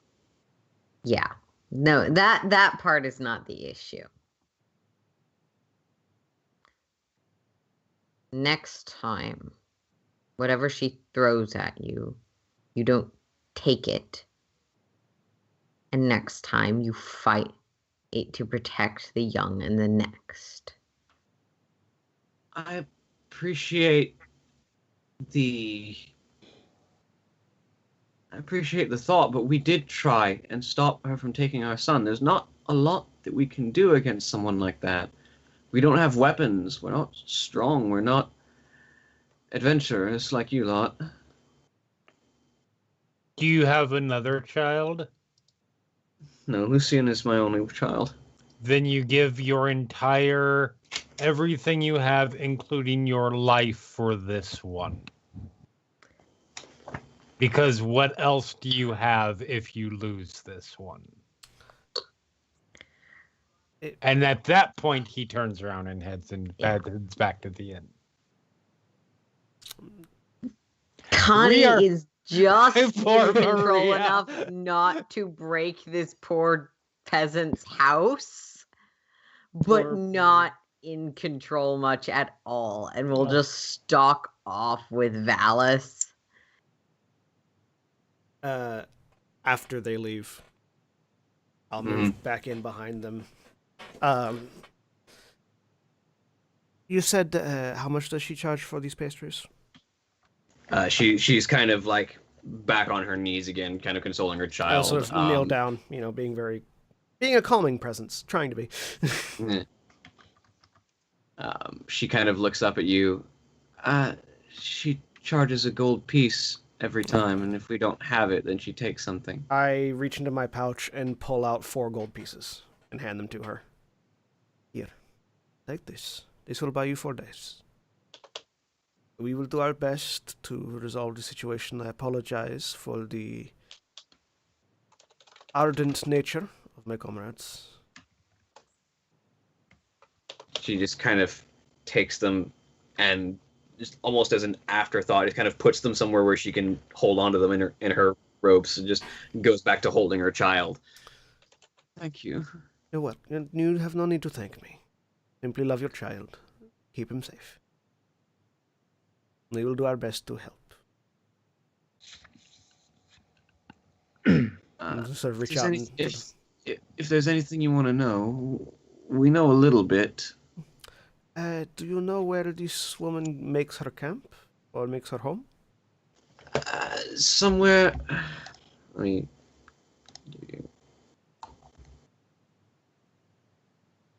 make sure that I've got the right location here. There's an old grain mill somewhere in the northwest. I don't know exactly where, but they say that she has her home somewhere up there. Grain mill. I will keep this in mind. Are there many things like this, hag, that roam the night around here, or what is this? How often does she come by? Every few nights or so, she shows up and makes a round of the buildings. I'm sorry, just for my clarification, where was the mill at? Northwest of town. She also explained it's west of Castle Ravenloft, I think. Okay. Well, we will do our best to deal with this. The 4 gold should help you. Just keep it safe, so that the next time she comes, you can pay her off without having to risk losing something more precious. And just sort of reach out, give her a pat on the cheek, and tousle his hair. We will leave you to your business then. As Connie and Valis are walking back, Connie will. I wanted to rip her head off and play bowl games with it as much as you did. But the child came first. To me. It is unfortunate then that we are leaving her with somebody who will not be leaving him with somebody who will not be able to prevent him being taken. Quite, but I will not deny that child the joy of parents, even parents that are failures. Agreed. I don't have the power to break a magical creature's bones with my bare hands. I am a failure. Barbarian and great cleric, ladies and let's gentlemen. not. The worst people. Motivations aside, Valis heads back to the Jodel will inn. stand back for a Yeah. while, then he will destroy the remaining. I wonder why Connie speaks the these pastries into prepared the- statements around being a follower of Soon. So Jonelle stays behind and destroys the pastries that are left in the cart. Yeah. Yeah, you find it's relatively easy. They don't seem Stamp them to into the ground. yeah they don't seem to rot with time, but they're definitely still pastries. You can step on them and crush them. After giving her 4 gold, I will head back to the inn. All right. Back. Who's taking third watch as it's starting to? I was. All right. All right. It takes a little bit longer to finish a long rest because of the interruption of a small fight. But you do eventually finish up your rest and awaken in the morning. You do manage to. You time it just right for the rising dawn, because you know that's when the ritual to incur the Burgermeister needs to be performed. As we get up, I toss a scrap of paper to Valis.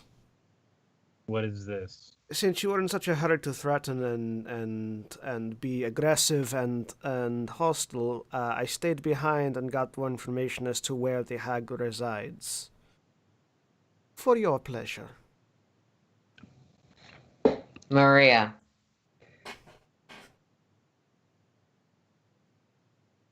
Riddles are an art, and I have a riddle for you. This is kind of half coming out of the book again, but it seems like she's been stewing on this one all shift.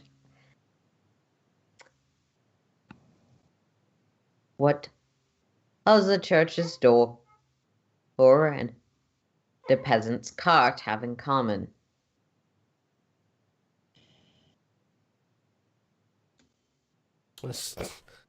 I have no idea. And Maria, I have no idea.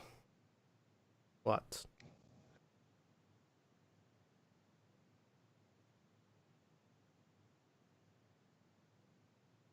Connie will.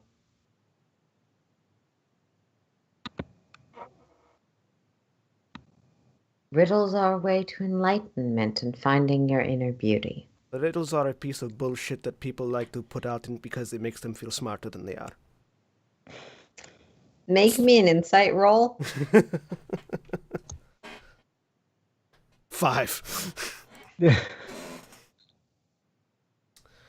I come from a land of wizards who think they are smarter than they actually are. I have had my fill of riddles, thank you.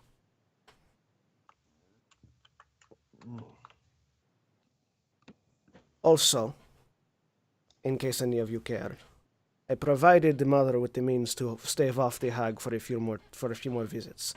Hopefully, by the time that runs through, we will have dealt with her. And I head out. You provided the mother with several hundred gold pieces? No, the pastries are 1 gold apiece. The hag was lying, as hags tend to do, and I leave. I'm heading to the church. I'm glad to hear that you have given her daggers. They will serve her well in the guardianship of a child.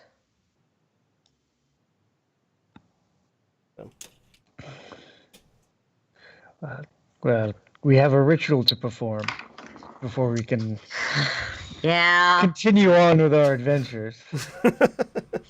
Let it...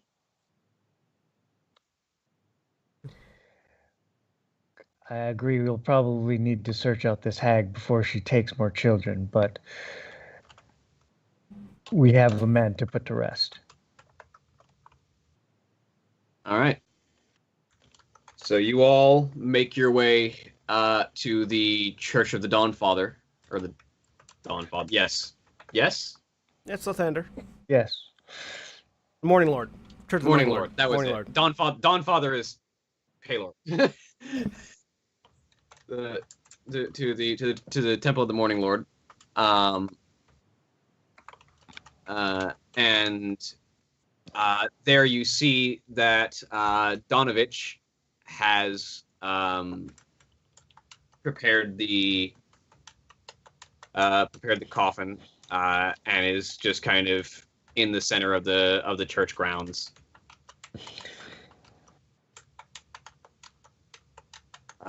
I see you've returned. Shall we begin then? This is the priest. Yeah. You see that Ismark is standing next to him. He ignores the priest and looks to Ismark. Because remember, the priest is useless in his eyes. Connie will just nod. Is there anything you need of us, Donovich? Just protection in case anything dangerous should decide to rear its head. I believe that is a thing we can do.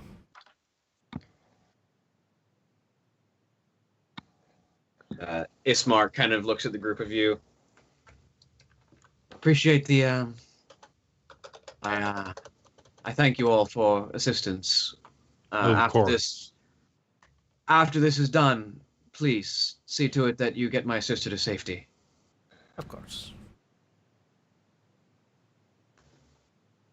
All right, so the group of you head out to the cemetery. Mm-hmm. As you exit, you see a fence of wrought iron with a rusty gate that encloses a rectangular plot of land behind the dilapidated church. Tightly packed gravestones shrouded by fog bear the names of souls long past. All seems quiet as you bring the coffin to the designated grave plot.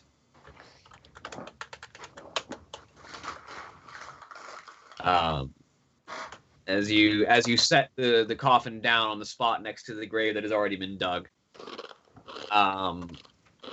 Donovich kind of walks along the sides of the coffin and places various different affixations on the side of the coffin as he mutters a prayer under his breath with each one. Morning, Lord, offer your guidance to this soul long past. May he never rise unduly from his rest. May he find peace in the afterlife. And he just kind of goes on like this as he places these like holy seals and ribbons and wax markings to the coffin one after another. It takes several minutes. And after he's done, he kind of looks at the group of you. If you could lower him into the grave. Yeah, Yep. will do. And you lower the coffin into the dirt, and after it's lowered down, Donovich and Ismark both take up shovels and start to shovel dirt onto the coffin. I'm keeping an eye out for anything rising from graves. Roll me a perception check. Yes, 8. as they put things in, we're looking for 14. things coming out. 24. You don't see anything rising from the graves, but I was going to say, I feel like there's a butt in there. you spy a body. It's hidden off in the corner of the graveyard. You suspect not even Donovich has noticed that it's there. But there's just a body lying on the ground. As soon as it is lowered, actually, I will look over to I will look over to let's probably Maria, because Maria's probably not being as contributy to the lowering of the Noodly coffin. arms. Noodly arms. Whereas I think probably Connie and maybe Janelle both are. Let me tell you the lack of exercise Maria gets. And look meaningfully in that direction. I will look over and sort of move over to investigate. All right, so Maria, you go to investigate the corpse. Psych, it's a challenge rating 10 enemy. This town is mono challenge rating 10 enemies. There's nothing but. I mean, the two ones even counted have been CR5. yeah, there's anyway. But you approach and you see a woman, dark tan of skin with black hair kind of swept off to one side, a faint streak of gray in the left hand side, dressed in fine clothing of dark browns and blacks and purples with faint traces of red, pale or with some faint earrings in the left ear, well-worn cloak fixed across the shoulders. Are you describing me? Yes, you're staring Okay. at your own body. I don't have any gray. It's all black. The lighting makes it look a little gray. It's the purple. Yeah. I blink. I nudge it with my foot. As you tap it, There is a very attractive lady laying over here. I call as you tap it, its flesh begins to sort of bubble, and the entire body just kind of slowly melts away until there's only a skeleton remaining. There was a very attractive lady laying over here. I correct. Can I tell what that was? Roll me a religion check. Sure. 8. Seems fucked. Is it that? Yeah, no, that I can. I'll look over and see if there are any other bodies over here. Roll me another perception check. 8. I Don't see any other I have rolled a corpses. 6 2 times in a row. I need a third one. Well, oh yeah. I'll go back over to the group.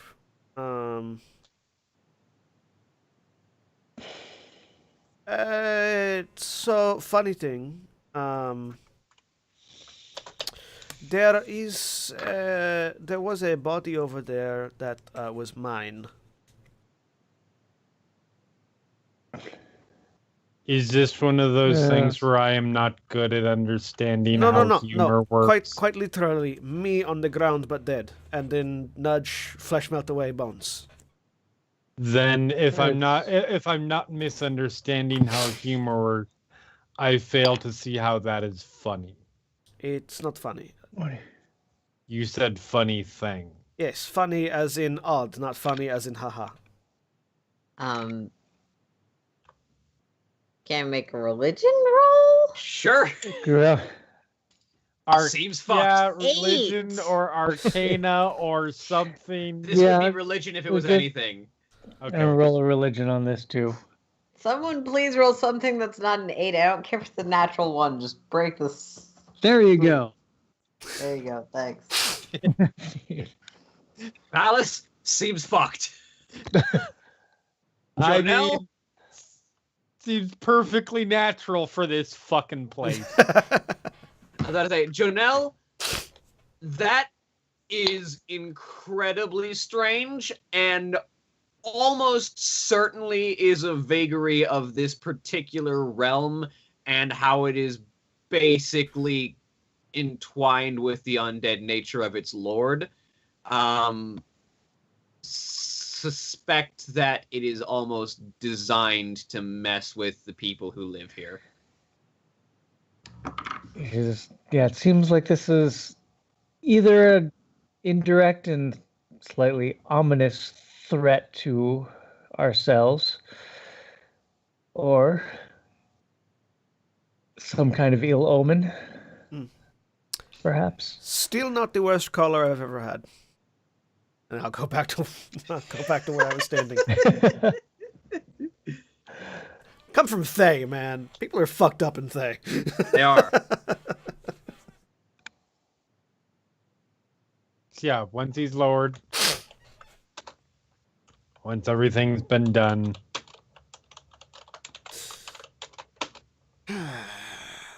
Well, Let's leave here. I don't like this town is quite... the company. This town I do not care for. We need to go get pretty. I don't feel like figuring out how to say this in character. So out of character isn't. Didn't we say we would help the lady, Yes. the burgermeister's daughter, Yes. to the next town? Yep. Was it Irena? Is that her Irina, name? yeah. Arena. Yeah. Let's just go retrieve Irina and return to the caravan. All right. So you head back to head back to the Burgermeister's mansion with Ismark in tow because he's going with you.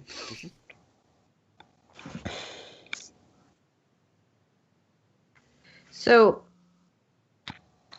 yeah, when we see Arena again, with this sort of new information of she has some sort of fancy heritage, is there any kind of check I could make to determine what that might be based on how she looks?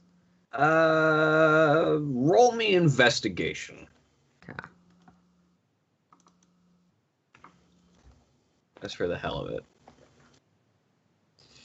Come on, natural 20. That's the opposite Yep. of that. That is the opposite of that, yeah. You start going facial blind for a second. Damn it, Connie, stop picking up your player's affect. Right? I am curious. I am curious about, because I know she was adopted. Do her traits look like I could identify where she's from? Being a well-read, well-traveled noble. It's hard to say. She definitely has almost noble-looking heritage. She carries herself almost innately with that sort of strong presence and strong air. Her features seem almost... It's really hard to say where she comes from. She almost seems like she doesn't come from anywhere in particular. Yeah. Out of curiosity, does she happen to share similar facial structure with Count Strahd von Zarovich? No, definitely Okay, not. okay. Out of Strahd character, has we know very that specific the features. Burgermeister found her like as a baby in the woods, magic baby from nowhere trope style. Yeah, from actually near Lake Zarovich, actually. Right.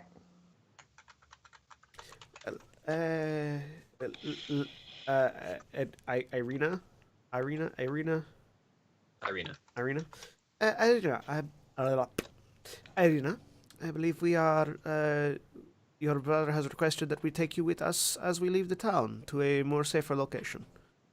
Yes, Ismark is with you. Yes, we've interred father. We should get you somewhere safer, shall we?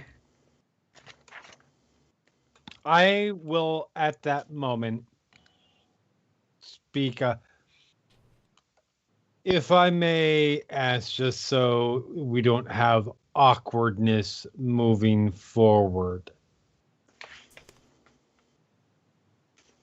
Okay. Is there...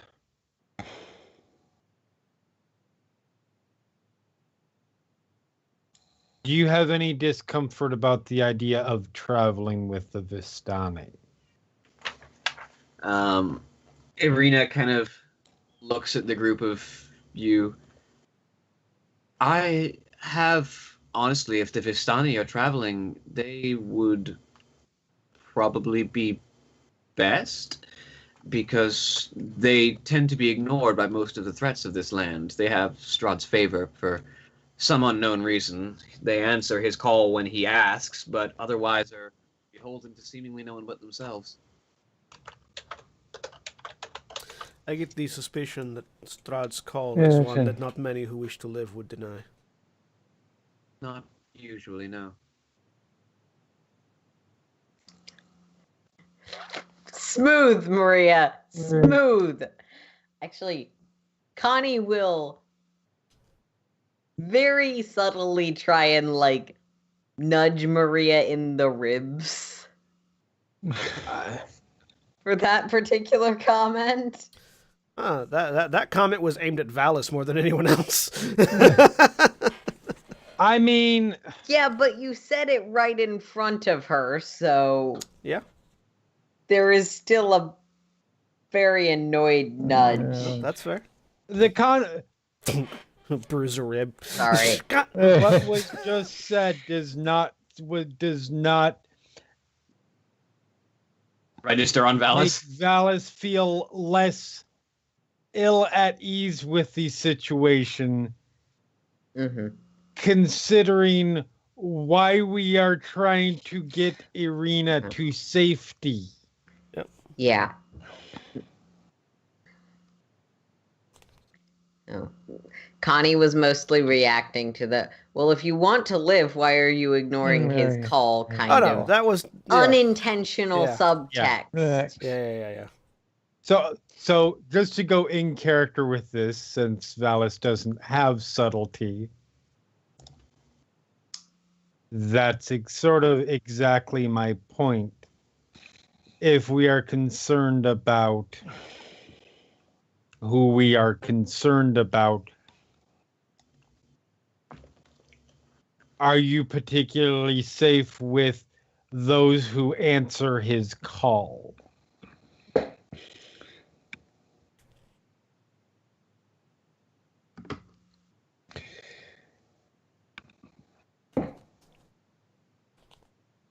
And I think I understand where Velas is going with this.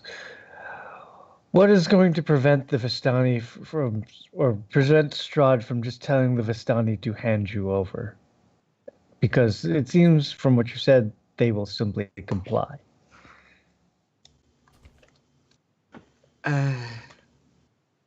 Well, fortunately, the place that we are attempting to take me, I believe, brother, is Valaki.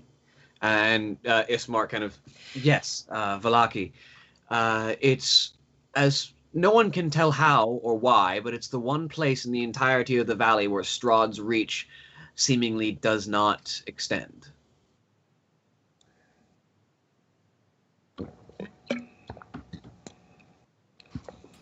How far is this to Valaki? You know, it would be really nice if there were travel distances on this map. I know, right? 1 square equals a quarter of a mile. Okay. But then you'd have to look up what is the lightning rail speed. Typically on horse or caravan, I think travel speed is like 24 miles a day. Yeah. I think. Let me check. That's Movement, that's at least what it was in SKT. travel pace. Yeah, that's Yeah, normal pace. 24 miles. So, and then to Valaki is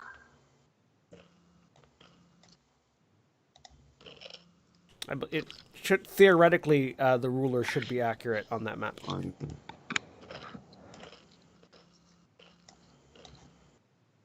You know what? I was gonna go. As the crow flies, less than a day, but travel along the road and the winding nature of it makes that somewhat more of a treacherous aspect. Then perhaps if we are swift, we will get there before Count von Zarovich has the chance to make any proclamations.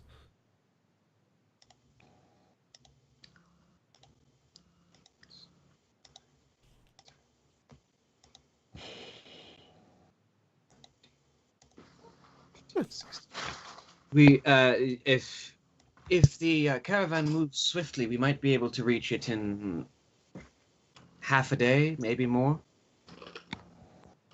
Then that should be our goal. Be warned, though, the road will take us directly past Castle Ravenloft. Oh, good.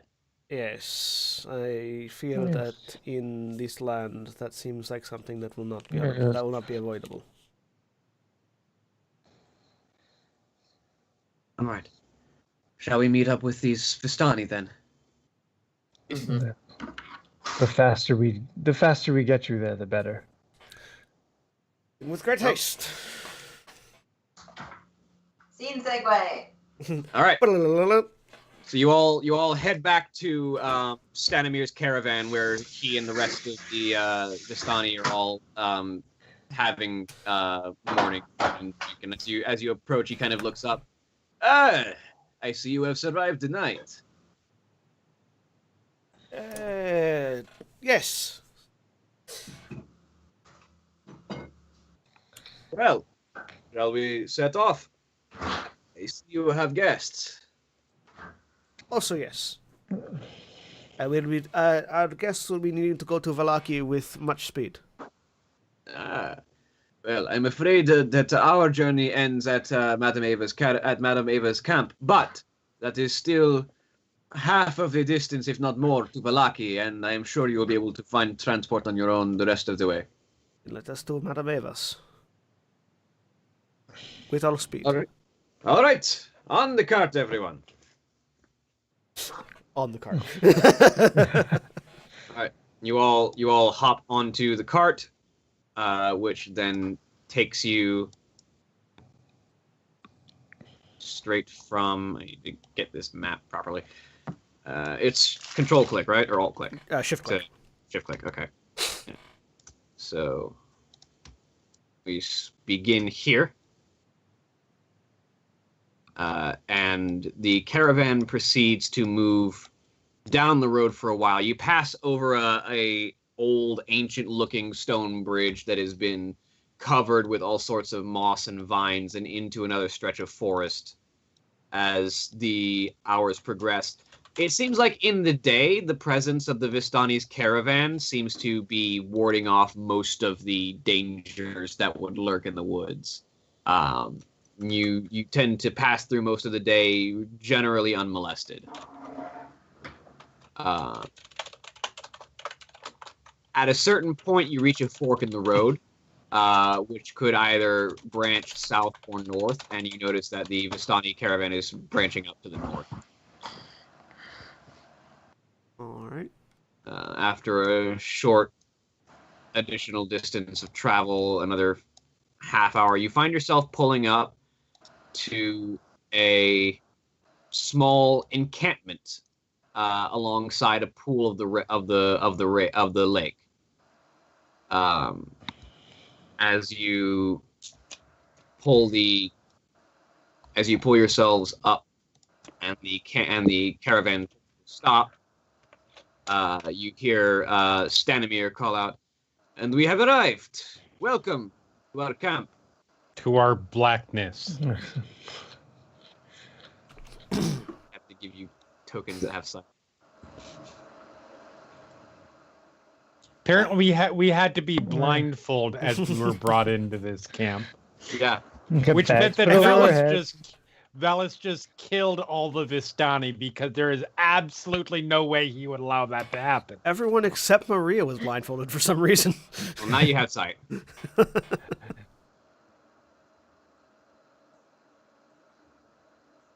There you go. I also need to get. Nice. Uh-huh. All right. So, Stanimir, where is this Lady Eva we are supposed to be speaking with? Why are we speaking with her? Because they requested we speak with her. And let me get Arena as well. Why? Because they asked. that is what we're going to find out. What is the point of speaking with her other than She apparently has information as to breaking the curse of Strahd. And roll credits. So as you approach, the road gradually disappears and is replaced by a twisted, muddy path through the trees. Deep ruts in the earth are evidence of the coming and going of wagons. The canopy of mist and branches suddenly gives way to black clouds boiling far above. There is a clearing here next to a river that widens to form a small lake several hundred feet across. 5 colorful round tents, each 10 feet in diameter, are pitched outside a ring of 4 barrel-topped wagons. A much larger tent stands near the shore of the lake, its sagging form lit from within. Near this tent, 8 unbridled horses drink from the river. The mournful strains of an accordion clash with the singing of several brightly clad figures around a bonfire. A footpath continues beyond this encampment, meandering north between the river and the forest's edge. In response to Valus's question, Connie will... It behooves us to hear the words of those whose wisdom comes from other faiths and magics, even if those faiths are less beautiful than our own. That's Connie for apparently she's a fortune teller and has some level of magical powers. our boards look like they're going along for the conversation. Ismark and Arena, yeah, they seem well, actually, Ismark and Arena seem more interested in the campfire. Where there's a bunch of Vistani who are hanging around, dancing, and enjoying themselves. Ismark kind of looks over his shoulder at the group of you. If you all have to speak with the madam, we'll take a rest and have a drink of water, if you don't mind. So Valus waves the other 3 onward, and he's just going to keep an eye on these 2. Oh, yeah, that's a good point. Okay. Right. Because he does not trust the Vistani and expects them to kidnap these people and take them to Strahd at the first opportunity. Right, so Valus stays with Ismark and Arena. Yep. Stanimir leads the rest of you over to the large tent and just kind of opens the flap and beckons you inside. I will go inside. All right, Yeah. so you enter. Magic flames cast a reddish glow over the interior of this tent, revealing a low table covered in a black velvet cloth. Glints of light seem to flash from a crystal ball on the table as a hunched figure peers into its depths. As the crone speaks, her voice crackles like dry weeds. Ah, at last you've arrived. Cackling laughter bursts like mad lightning from her withered lips. Come, speak with Madame Ava, Lady de Nazul, slave turned champion. Jonelle, the wanderer in the wild, and Connie, the chosen of the goddess of beauty. Yes, the other chairs. Yeah, there are. There's simple. They're more like pillows on the ground because the table is relatively. I will. But there are seats. I will Yep. lounge on a pillow. I see your companion who walks the path of the keeper of the dead is waiting outside. He is keeping an eye on our wards. Well, I see you have come to speak with me. We were told that you might have some useful information for us about this land and the lord that rules over it. Indeed. I have much to tell and much to show.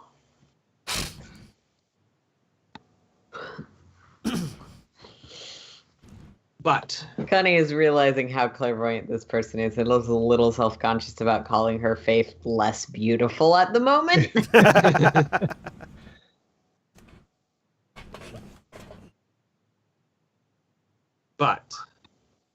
First, I answer the questions that you give to me before I tell you of your future. What do you wish to know? How are we supposed to deal with this Count Vanzarovich? Ah, that I shall tell you shortly. Strahd rules this land, but there is much that can be learned from the gleaning of fate. He has an enemy who will be a valuable ally to you, and there is a weapon hidden somewhere in this land that will be of great aid in slaying him. All of these will be revealed, as well as the location of your epic battle. And I read you the Taraka. But first, any other questions? Look at the other two. Out of character. Wait, never mind. Connie will flip through the book a few times, but not say anything. Look at Joe now. Your people still serve Strahd. How do you serve him? When the Lord Strahd issues a command, and it is rare, we are obliged to follow. In exchange, he has taken a liking for our relish for life and our joy for living. It is a thing that he can no longer feel. And in exchange for our assistance in matters and our information that reaches his ears, don't worry, he shan't learn of your presence here. We are given free rein to travel to and from Barovia. What was the name of the little girl? It was Gertrude or Gertruda? Yeah. Gertrude. Would you happen to know the location of a young girl named Gertruda? The fair mistress. I'm afraid that she is one of the several who have caught the eye of Count von Zarovich. And what does he do with those who catch his eye? I shall tell you a bit of Strahd, then. Strahd is a tragic man, whose past is perhaps plagued with misjudgment and agony and longing. He seeks the one thing that he was never able to obtain. The hand of his long-lost love. And this woman, who has died so long ago, he believes is still bound to this land, as are the souls of many of the dead. And so he hunts forever for her reincarnation to join him at his side.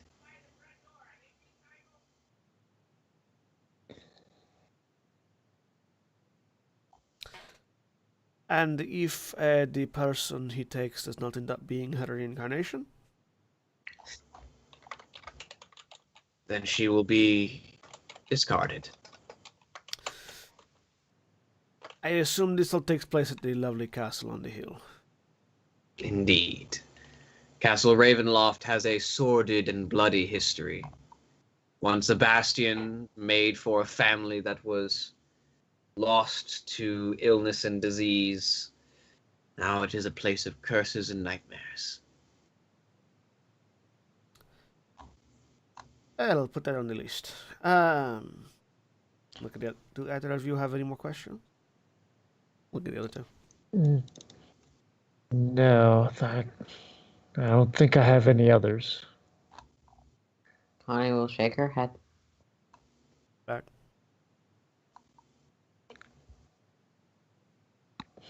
So, if your questions are done, then I shall tell you of your future.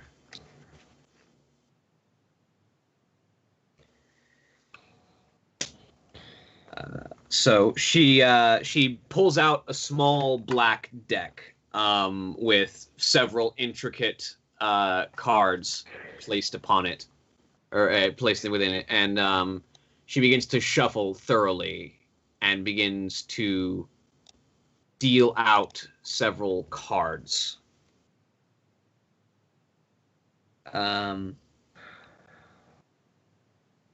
She lays a card down in one location, and then let me actually. Hey, I've been wondering what the fuck these cards are this whole since we started.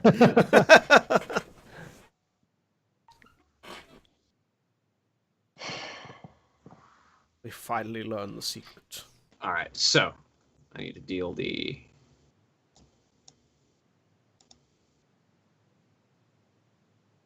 They actually have a deck of cards. They do.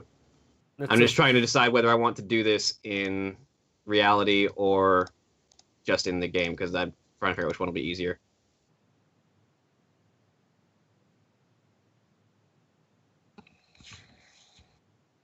There we go.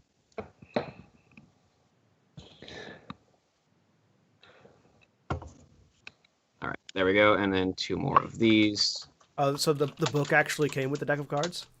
Yeah, Oh, that's nice. or rather, you can order a deck of cards, and I did. Oh, okay.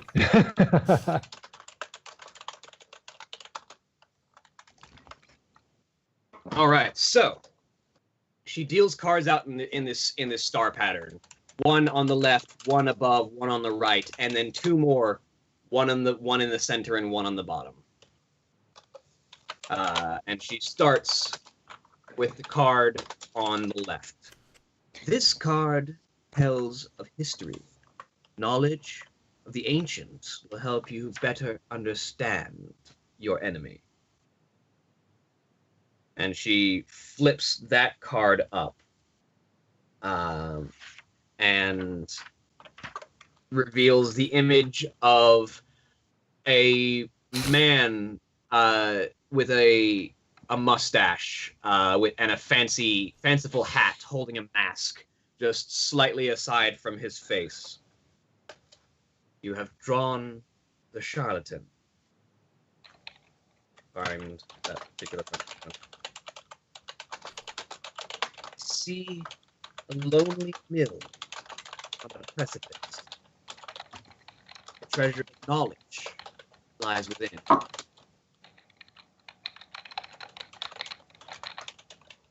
The second card, the one on top. This card. Jeremy, could you mute? Your typing is drowning William out. Sorry. This card tells of a powerful force for good and protection. A holy symbol of great hope. And she flips the second card, and it shows. I wish I could make this thing larger. Yeah. Actually, just going to bring you guys over to the reading board because it exists. Yay.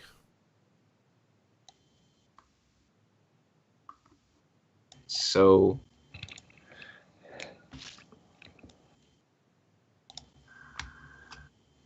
I wish I could drag you properly, but the fucking this thing is so long. How do you drag people to a thing that's so far you have to scroll to it? I typically just copy paste.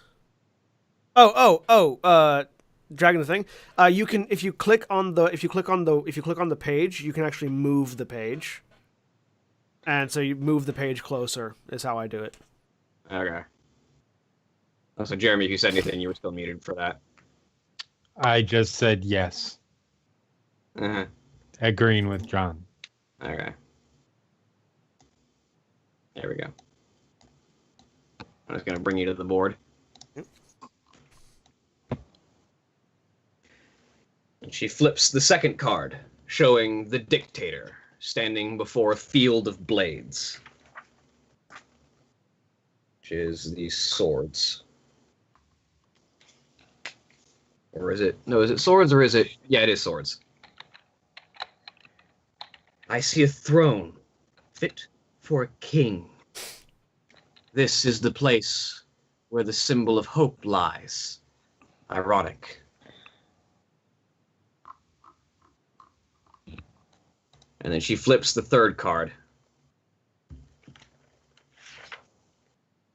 This is a card of power and strength. It tells of a weapon of vengeance, a sword of sunlight. She flips another card, this one showing a man coveting a small chest. The miser.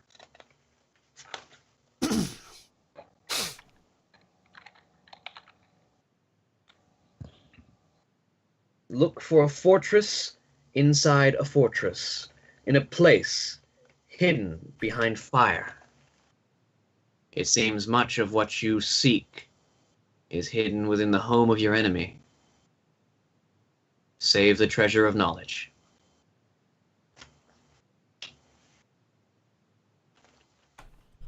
But there is yet more. As she reaches for the fourth card, the one on the bottom. This card sheds light on one who will help you greatly in the battle against darkness. She flips a card that shows the mists with gravestones amidst all of it. The mist. Avistana wanders this land alone, searching for her mentor. She does not stay in one place for long. Seek her out at St. Markovia's Abbey, near the mists.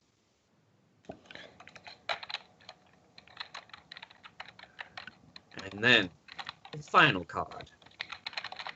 Place you shall find Strahd within his home, the place of your epic fight.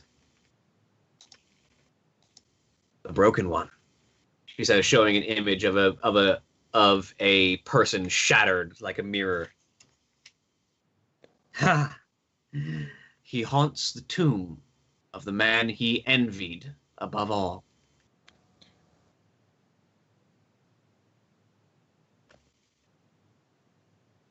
She places the deck to the side and shows you the table with all the cards on it. I have read you your fortune. Now you may go and seek the tools and the allies to face your enemy in his final battle.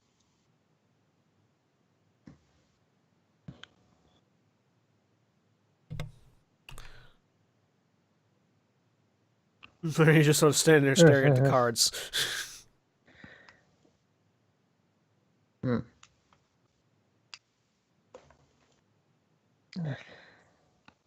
Connie will look at it one more time, nod, and go.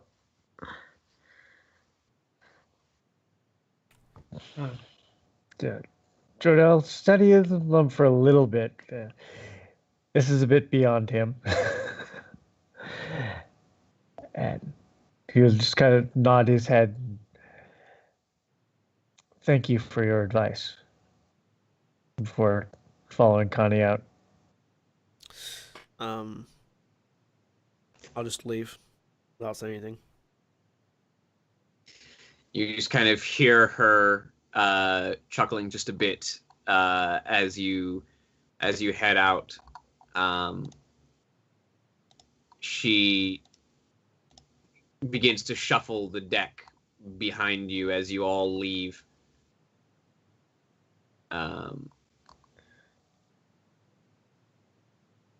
And you just step out back into the cool night air. Valis, as you have been waiting outside with the other individuals, you have been treated to a tale. One of the Vistani is currently telling a story. Okay. And so you sort of stand with Ismark and Irina as they hear, a mighty wizard came to this land over a year ago. I remember him like it was yesterday. He stood exactly where you're standing, he says, pointing at you, Valis. He seems remarkably unimpressed. A very charismatic man he was. He thought he could rally the people of Barovia against the devil Strahd. He stirred them with thoughts of revolt and bore them to the castle en masse.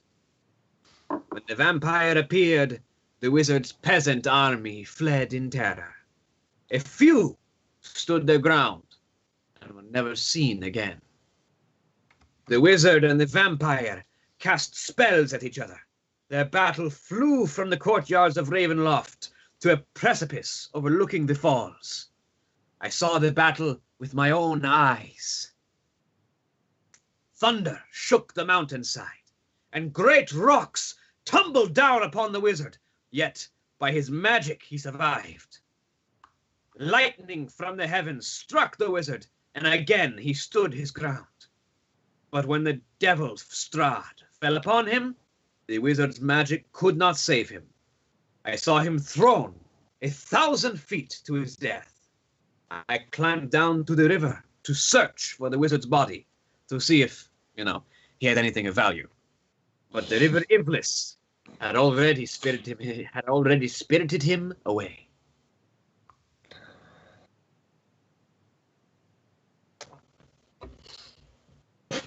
And it's about that time that Maria, Connie, and Jonelle are emerging from the tent. He's just been watching the whole thing, deadpan. Looks over. Are we ready to go?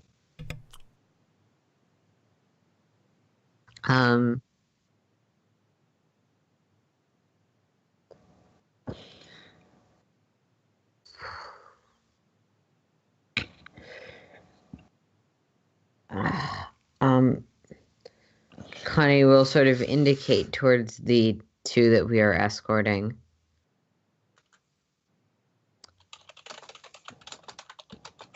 Patience and rest bring health.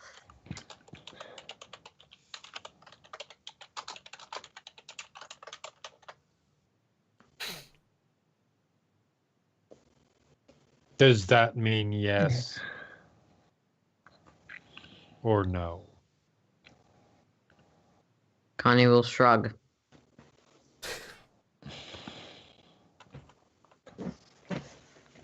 We have received information. Which... And walk.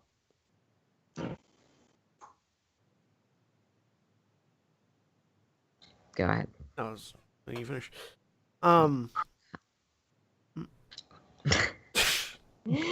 Where is That's Connie okay. walking to?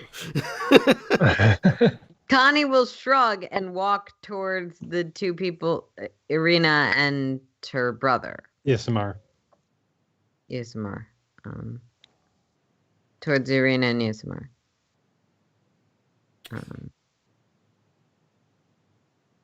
We have received information regarding the future. It is not a not. It certainly was not going to be an easy task that we have set upon ourselves. But we can leave. We can also stay if we wish to recuperate here for the night. Madam Eva has assured us that Strahd will not learn of our location, at least so long as we are here. I don't trust her. We should go. I do.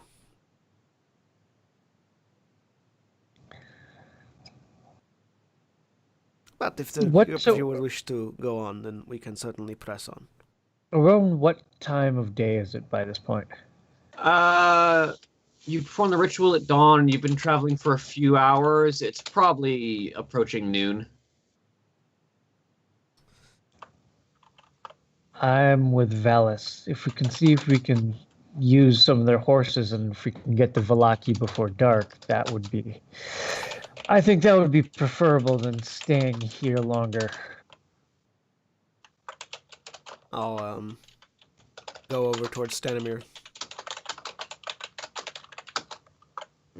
He's kind of sitting amongst everyone else. Stanimir, is there perhaps any way we could borrow horses or a carriage for the journey to Vallaki?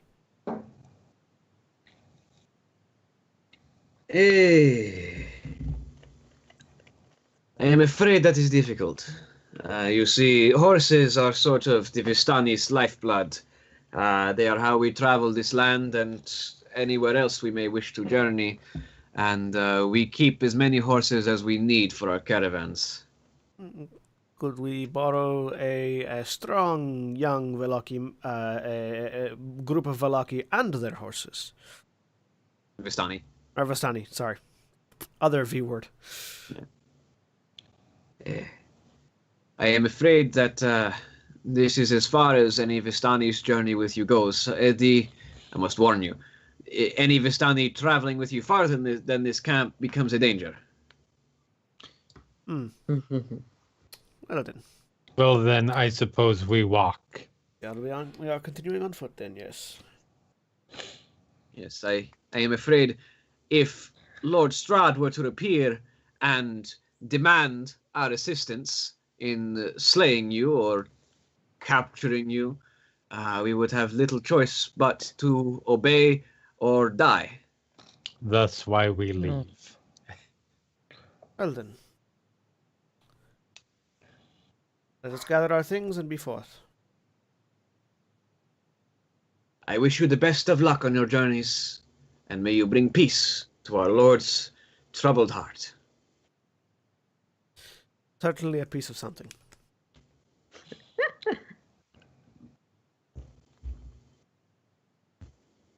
Yeah, Alright.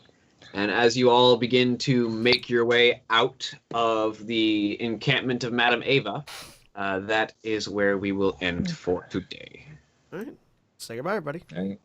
Bye! Bye. Goodbye.